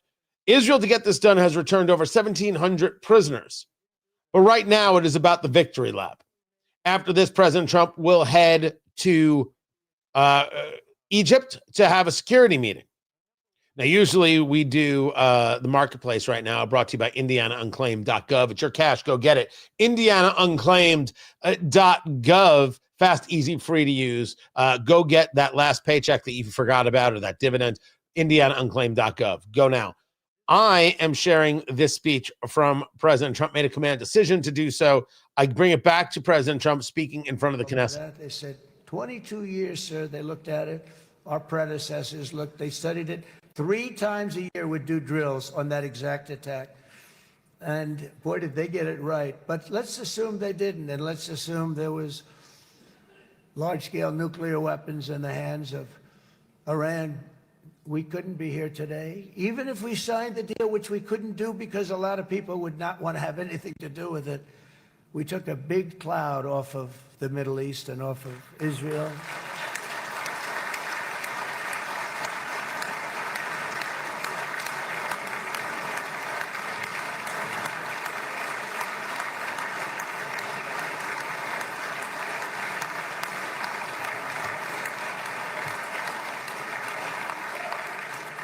And it was my honor to help. But isn't it true, though, that can you imagine the same, let's assume, Bibi, the same documents, we had everything the same, but you had somebody out there that was, in the opinion of everybody, all-powerful in the Middle East. They took a big hit, didn't they? Didn't they take a big hit? Boy, oh boy. They got it from one side, from the other. And you know, it would be great if we could make a peace deal with them. And I think that's very, would you be happy with that? Wouldn't it be nice, I think? Because I think they want to. I think they're tired. Somebody said, sir, they're starting their nuclear program again. I said, let me tell you something. They're not starting anything. They want to survive. The last thing they want to do is start digging holes again in mountains that just got blown up and start. They're not doing it. They want to survive, okay? But I think we have a chance. Steve, you, and I think Jared, come on, I'll call you back for another one. We always bring Jared when we want to get that deal closed. We bring Jared, but Steve, you and Jared and the General and Pete and Marco, you'll get that deal done easy. I think that'll be easy. But first we have to get Russia done. We got to get that one done. If you don't mind, Steve, let's focus on Russia first, all right? The guy We'll get it done. In Lebanon, the dagger of Hezbollah, long aimed at Israel's throat, has been totally shattered. My administration is actively supporting the new president of Lebanon in his mission to permanently disarm Hezbollah's terror brigades. He's doing very well. And build a thriving state at peace with its neighbors. And you're very much in favor of that, I know. And it's good things are happening there, really good things. And with this week's ceasefire, we've achieved the most challenging breakthrough of them all. The most challenging breakthrough maybe ever. I mean, I've never seen anything like it. I've been involved in a lot of success. I have never seen anything like what's going on today all over the world. People are dancing in the streets, not just in Israel. They're dancing in the streets of countries that would have never danced in the street about what's happening today. They're dancing in those streets. So this long and difficult war has now ended. You know, some people say 3,000 years, some people say 500 years, whatever it is. It's the granddaddy of them all. And in an unprecedented achievement, virtually the entire region has endorsed the plan that Gaza will be immediately demilitarized, that Hamas will be disarmed, and Israel's security will no longer be threatened in any way, shape, or form.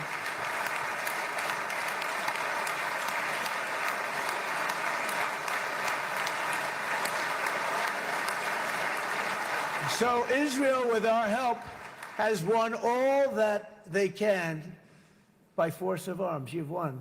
I mean, you've won. Now it's time to translate these victories against terrorists on the battlefield into the ultimate prize of peace and prosperity for the entire Middle East. It's about time you were able to enjoy the fruits of your labor. Mr. Opposition Leader. I said he's a very nice opposition leader. I think, no, he's a nice man. Bibi, he's a nice man. President Trump is going to keep doing President Trump things. He knows what We'll he's doing. take the break on the radio side for the fact very that nice I have a guy. lot of other things to cover. So, Kylan, you can Well, see, run now you can be a little that bit break nicer, right Bibi, there. 'cause you're You not can at hear war Tony anymore, Katz, Bibi. 93 WIBC. Good morning.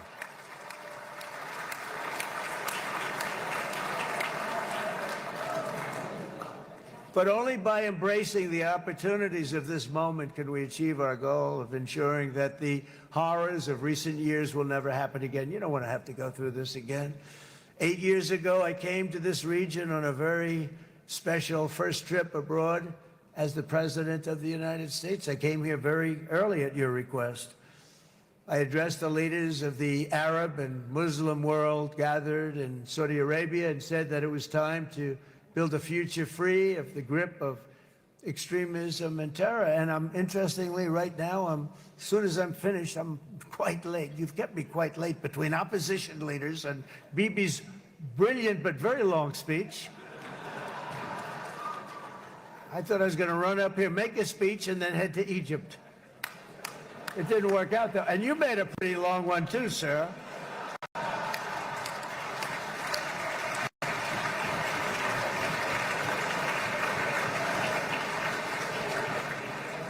But I liked what you all said. It could be worse. Supposing on top of it, I didn't like what you said. That would be no good, Ron, would it? Ron, you did a great job, by the way, Ron.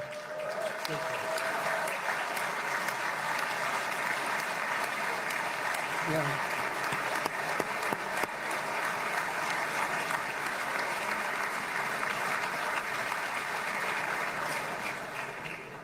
So I'm going to be meeting, actually, in a little while, I'm going to be meeting with the most powerful, the richest nations really in the world, although now with the tariffs, the United States is by far the richest nation in the world, as you probably have been reading.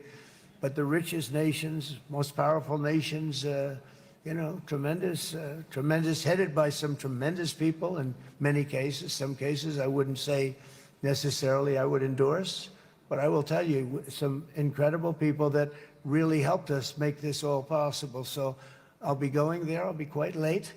They might not be there by the time I get there, but we're going to give it a shot. But the journey we started back then led to the crushing defeat of the ISIS caliphate, to the monumental Abraham Accords, and ultimately to the historic ceasefire this week, in which many of those same nations really played a very pivotal role, I have to tell you. Steve will tell you that. Jared will tell you that.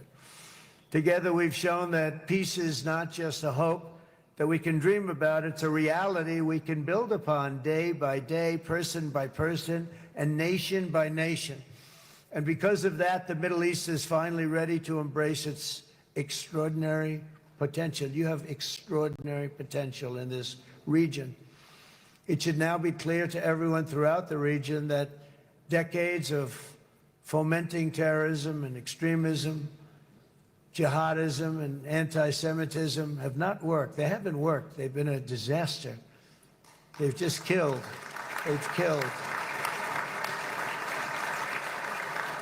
They've backfired completely and totally. They've just totally backfired. Everything that you thought, take it worst case, it's turned out to be worse than that. They have not worked. From Gaza to Iran, those bitter hatreds have delivered nothing but misery, suffering, failure, and death. They've served not to weaken Israel, but to annihilate the very forces that did the most to foment this hatred. And it's really, I mean, everybody that's tried it has become irrelevant. Meanwhile, we've seen those nations that set aside their differences, reached across ancient divides, and pursued engagement are now among the most successful in the region. They're getting along with Israel, and they're doing great. And I can tell you the 4 nations that joined the Abraham Accords early on. 47 degrees in the all be American doing me Standard a Cooling favor, Weather and, Center. The and time I'm gonna be is saying this in 7:46. a little while to some other friends. We'd love you all to, is this right, Jared? Join Tony Katz, 93 up in WIBC. the Good morning. Abraham It's Accords. President Trump To join up speaking and in front of the get together. You Knesset, the can have that Israeli whole thing parliament, the filled hostages out. We being had a freed this very morning. weak All 20 who are administration, still worst alive president in the return history of our to country by Israel. The far. remains coming And next. Barack Hopefully Obama that will was work not out far behind, by the as way. well. The president has been speaking now for about 25 minutes, speaking about the scourge of anti-Semitism and how it doesn't And they did work, nothing with and this now incredible addressing the document, parliament. the Let me bring Abraham it back Accords, to but now President you can Trump. fill them up. Now you have peace. You have people that really like Israel. I'll tell you what, and they like Israel a lot more today than they did even 5 weeks ago. You've made a lot of, you've come back. You've come back strong, because it was getting to be a little nasty out there in the world, and ultimately the world wins. You can't beat the world. Or I would say to Bibi, it's now time, and he understood it better than anybody, because ultimately, you know, the world's a very big place. And I've said a lot. I said, this piece of land is very small. It's unbelievable what you've done with that tiny, you look at a map even of just not the world, the Middle East, and you have this little dot. And think of what you've done. It's incredible. It's incredible.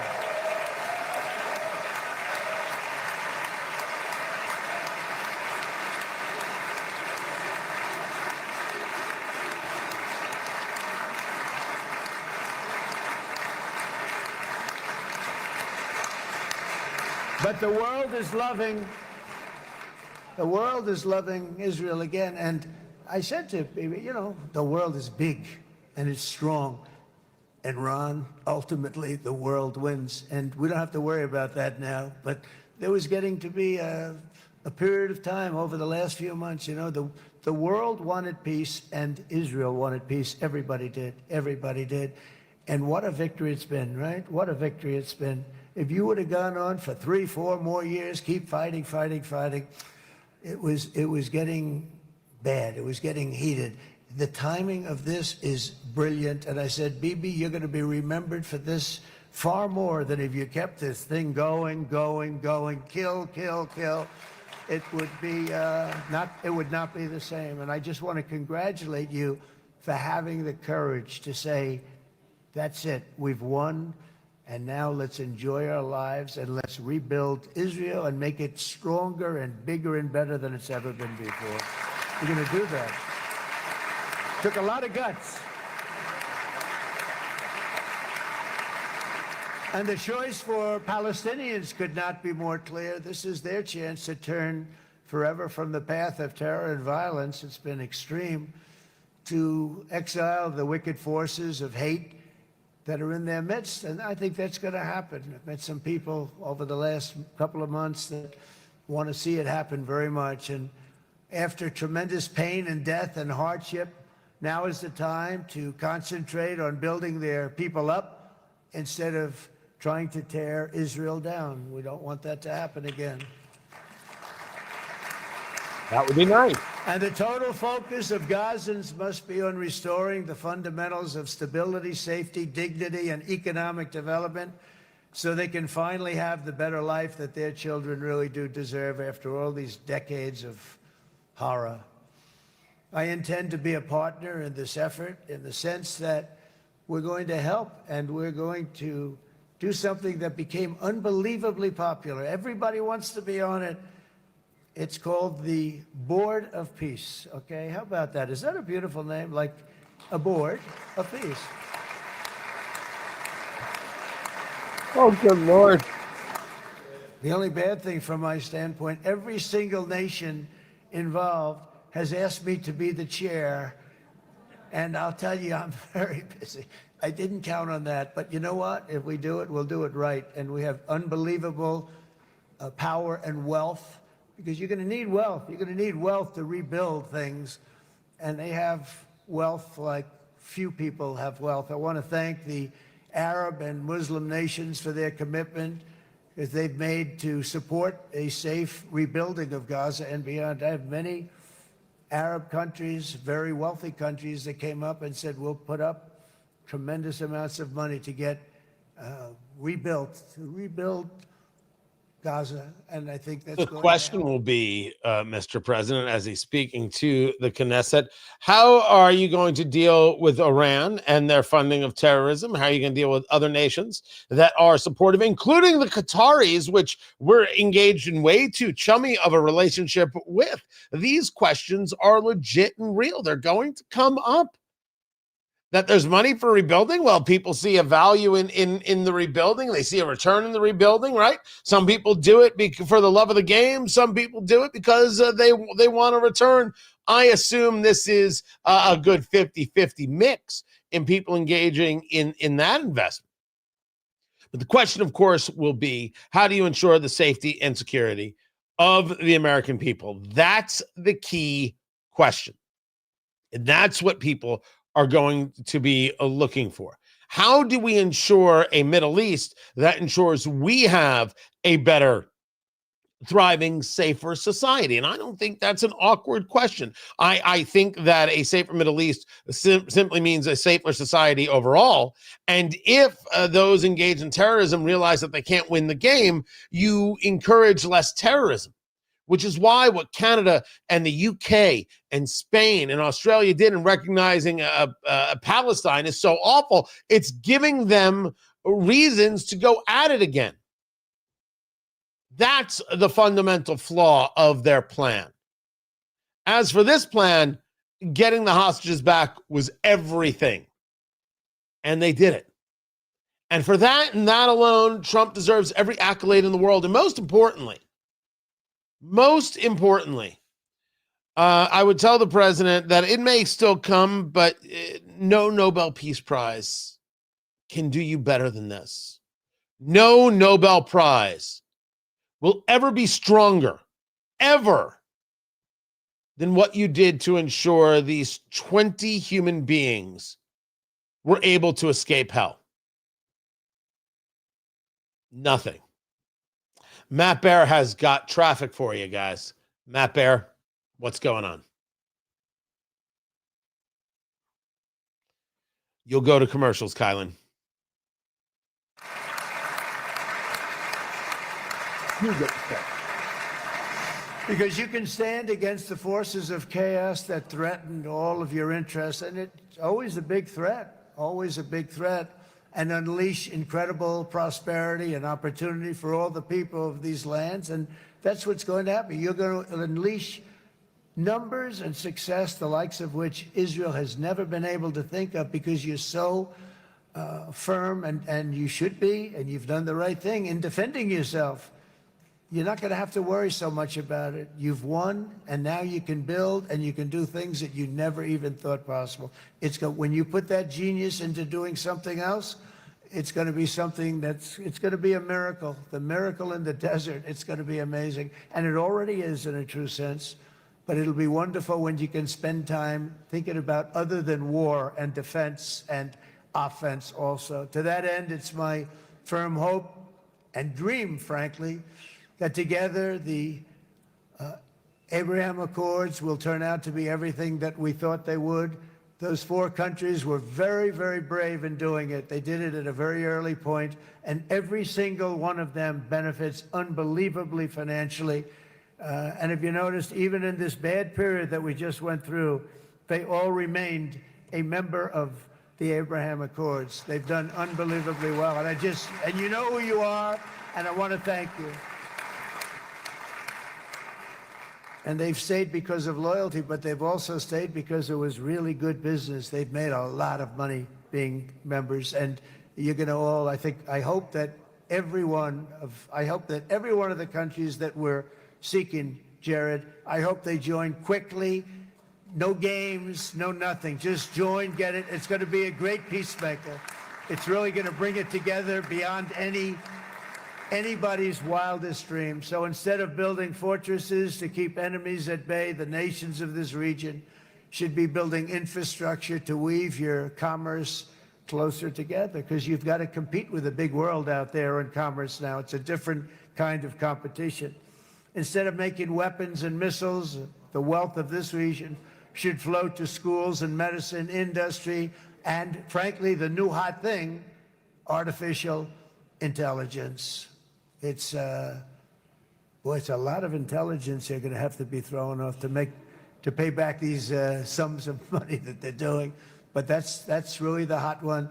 And I might say that the United States, a year ago, was a dead country. I say it to people. I heard it first from the King of Saudi Arabia. I then heard it from UAE. I heard it from Qatar. I heard it from many other countries. A year ago, the United States of America was a dead country. Now it's the hottest country anywhere in the world. It is the hottest. There's no question about it.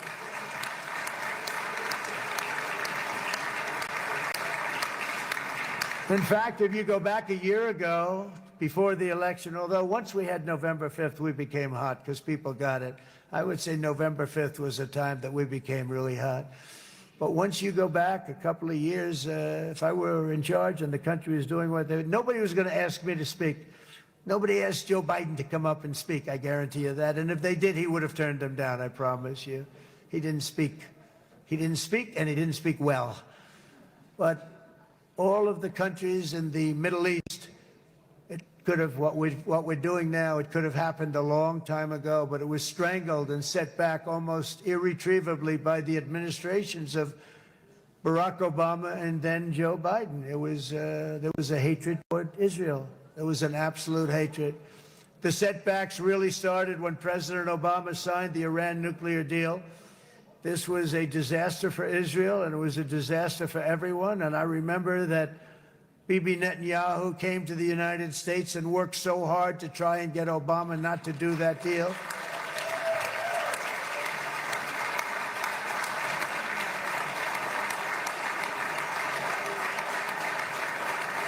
He worked so hard.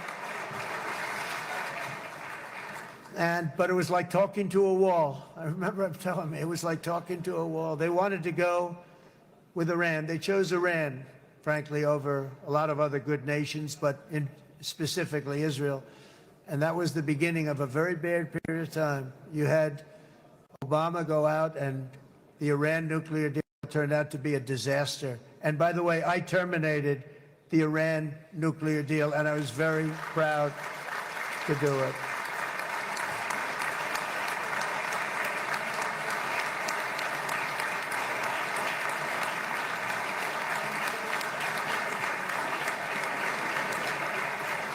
Yet even to Iran, whose regime has inflicted so much death on the Middle East, the hand of friendship and cooperation is open. I'm telling you, they want to make a deal.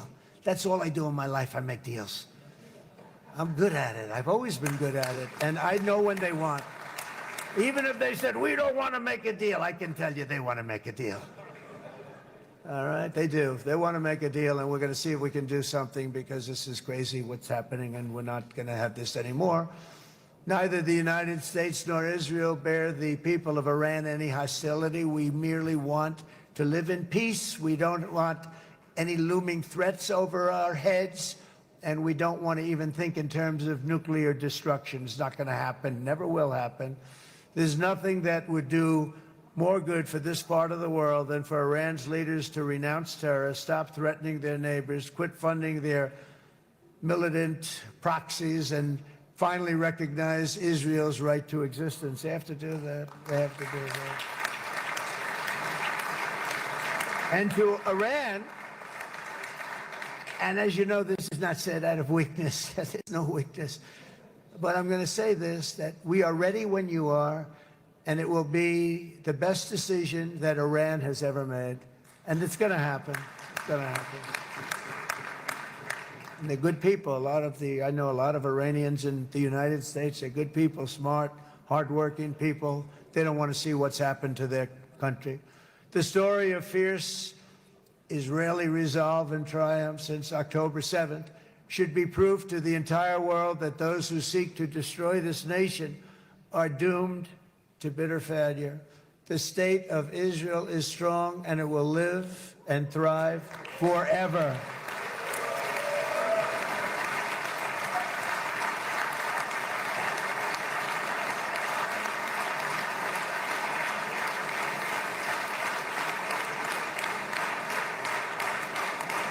And that is why Israel will always remain a vital ally of the United States of America. Israelis share our values, field one of the world's most powerful militaries. You really do. You have an amazing, what a job you've done. And have one of the most innovative economies on earth. Those are just a few of the reasons why I'm proud to be the best friend that Israel has ever had. And they all say it in the White House. They all say it. I guess it's true because everybody says it, baby. You said it today. Thank you. But as president, I terminated the disastrous Iran nuclear deal, and ultimately I terminated Iran's nuclear program with things called B-2 bombers. It was swift, and it was accurate, and it was a military beauty. I authorized the spending of billions of dollars, which went to Israel's defense, as you know. And after years of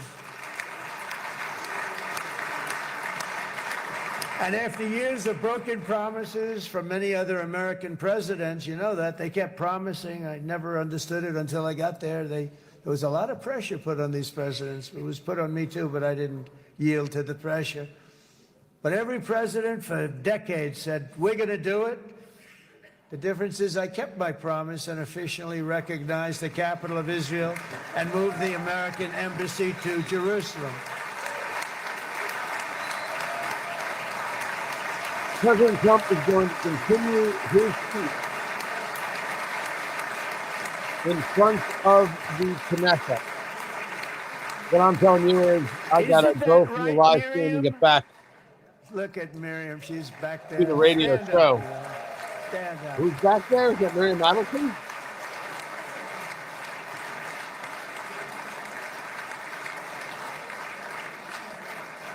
Miriam and Sheldon Yes. would come into Okay. the office. They'd call me. He'd call me. I think they had more trips to the White House than anybody else I could think of. Look at her sitting there so innocently. She's got 60 No, billion I'm in gonna the keep bank. the 60 speech right billion. here. There'll be other things I need to do. I think she's saying I'll come no back to more. it. You can do that. And she loves Trained Israel, professional. but she loves it, and they would come in, and her husband was a very aggressive man, but I loved him. He was a very aggressive, very supportive of me, and he'd call up, can I come over and see you? I say, Sheldon, I'm the president of the United States. It doesn't work that way. He'd come in and do the. But they were very responsible for so much, including getting me thinking about Golan Heights, which is probably one of the greatest things to ever happen to Israel.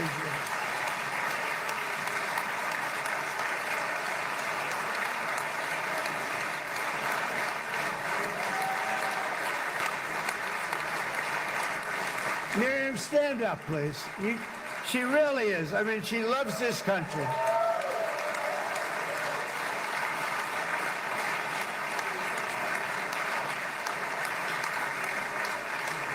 She loves this country. Her and her husband are so incredible. We miss him so dearly. But I actually asked her, I'm going to get her in trouble with this, but I actually asked her once, I said, so Miriam, I know you love Israel. What do you love more, the United States or Israel? She refused to answer. That might mean Israel, I must say. We love you. Thank you, darling, for being here. That's a great honor. Great honor. She's a wonderful woman. She is a great woman. I've always stood for the people of this community, and I always will. I'll always be with you. I'm always going to be with you. I guess maybe something could happen to change my mind. Somebody that's really stupid gets into office and wants to do really bad things, but that's about it. We don't think we're going to have that happen. I hope we're not going to have that happen. And this man is a good man right here. These two men are good men right here.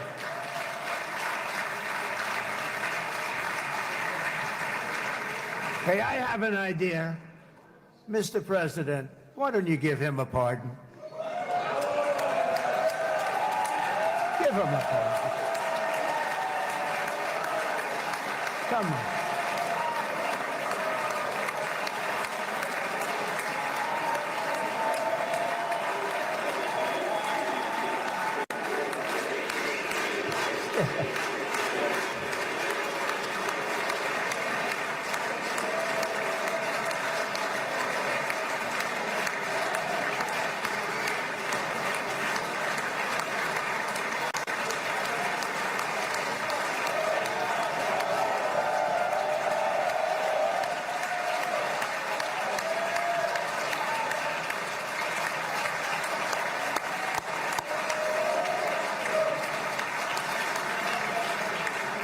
By the way, that was not in the speech, as you probably know. But I happen to like this gentleman right over here, and it just seems to make so much sense. You know, whether we like it or not, this has been one of the greatest wartime presidents. This has been one of the greatest wartime presidents. And cigars and champagne, who the hell cares about that?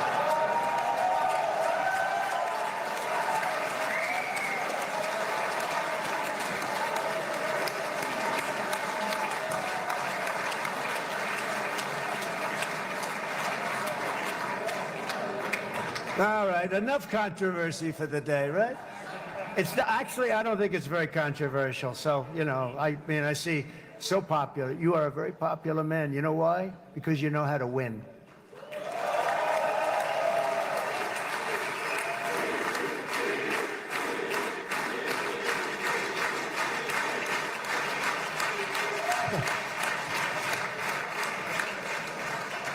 Over the past 2 years, I've met many of the families of the Israelis taken hostage and those that were taken hostage. Unbelievable. I've looked into their eyes. I've seen the worst nightmares of their suffering, but I've also seen something else, the beautiful love of the people, the love of people, frankly, that hold things together, the love that gives you the courage to carry on through thousands of years of persecution and repression, and to emerge with the heart of David. It's the heart of David. It's that love that's defeated the enemies of civilization, built this incredible country and this unbelievable economy, and forged one of the great democracies of the world. That is why it's a true honor to stand here today and address this assembly in your ancient and eternal, now capital, Jerusalem. I'm proud to have helped in that regard. This city and this nation stand as living proof that a much brighter future for this entire region is truly within our grasp. For thousands of years, Jerusalem has been a home to Christians, Jews, Muslims, and people of all ethnicities and creeds. This is the holy center of the world's three great Abrahamic faiths. I like that too. Adorned, it's the first time I've seen that word in a while. Adorned with their sacred sites and alive with their pilgrims and visitors from every corner of the globe. But here between the Western Wall, the Temple Mount, and the hill called Calvary, people of every faith and background live, work, pray, serve, and raise their families side by side, and they do it with love. This example is just one of the modern miracles that Israel has given to the world. And just in closing, the leaders in this chamber know better than anyone else the challenges of this harmony, and it's been easily won. No, it hasn't. It has not been. It's been so tough, but it has been, some say, a miracle. What you've done is a miracle. Look at your size. Look at your chances when it all started. And you know, if you think about it, you are safer today, stronger today, and more respected today than at any time in the history of Israel. Think of it. People used to say it wouldn't exist. They don't say that anymore, do they? Yet if safety, security, and coexistence can thrive here in the winding alleys and ancient paths of Jerusalem, then surely peace and respect can flourish among the nations of the broader Middle East. The God who once dwelled among his people in this city still calls us, in the words of Scripture, the turn from evil and do good, to seek peace and pursue it.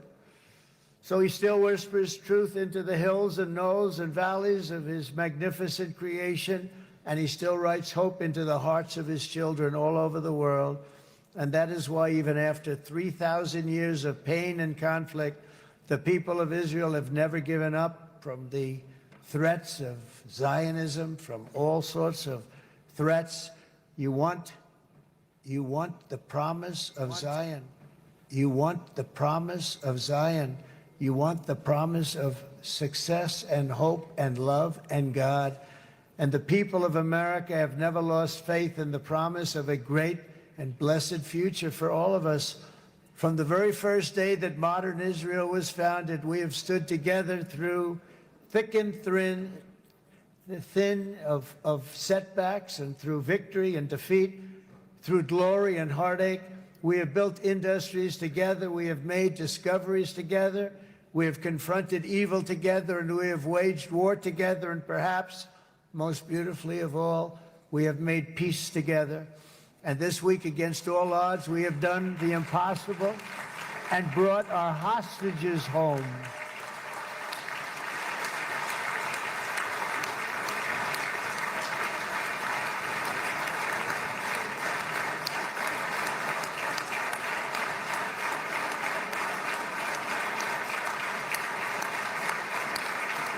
So now we're going to forge a future that is worthy of our heritage. We're going to build a legacy that all the people of this region can be proud of. New bonds of friendship, cooperation, and commerce will join Tel Aviv to Dubai, Haifa to Beirut, Jerusalem to Damascus, and from Israel to Egypt, from Saudi Arabia to Qatar, from India to Pakistan, from Indonesia to Iraq, from Syria to Bahrain, Turkey to Jordan, the United Arab Emirates to Oman, and Armenia to Azerbaijan, another war that I just settled.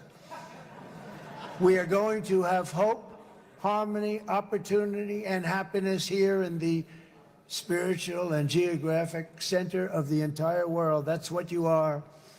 Israel America and all of the nations of the Middle East will soon be safer, stronger, greater, and more prosperous than ever before.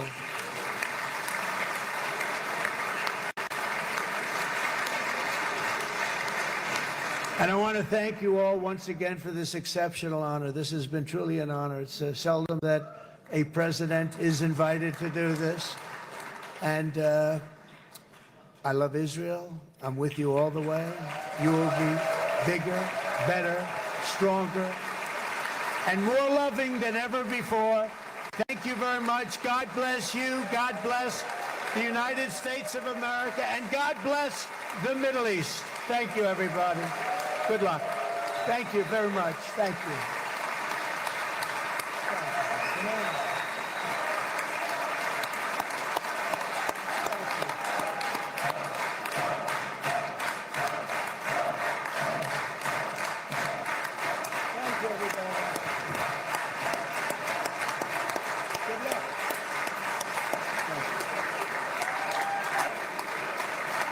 That applause is going to go on for a long time, kids. A very long time. President Trump has Indeed. just finished his address to Israel's parliament. So here's where we're at. I'm glad I was able to bring it to you. Glad I was able to share it for sure. Trump's spot in history is well secure.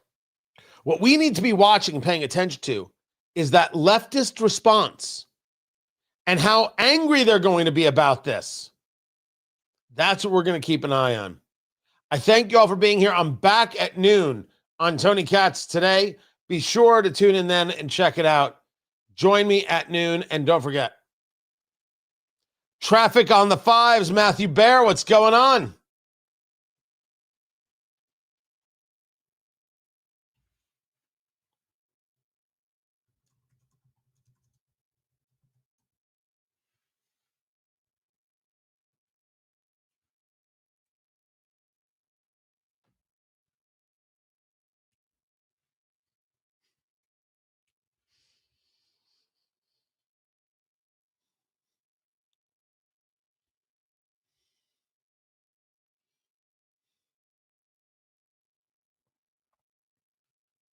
.47 degrees in the American Standard Cooling Weather Center. The time right now is 8:16.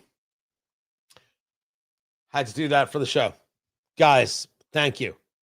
Really, I'm glad this worked out the way it did. I'm glad you were here. And if it's your first time meeting me, hey, how are you? Subscribe on the YouTube. And don't forget, you can go to TonyKatz.com and get the show sheet, the daily updates, everything's going on, stories I'm going to be talking about. Catch me 6 to 9 a.m. on WIBC.com and then noon to 3 right here on the YouTube channel. And, of course, on stations across the country. I appreciate it, guys. Thank you so much. I hope you give me the follow. I hope you give me the subscribe. I'll catch you guys at noon. Take care.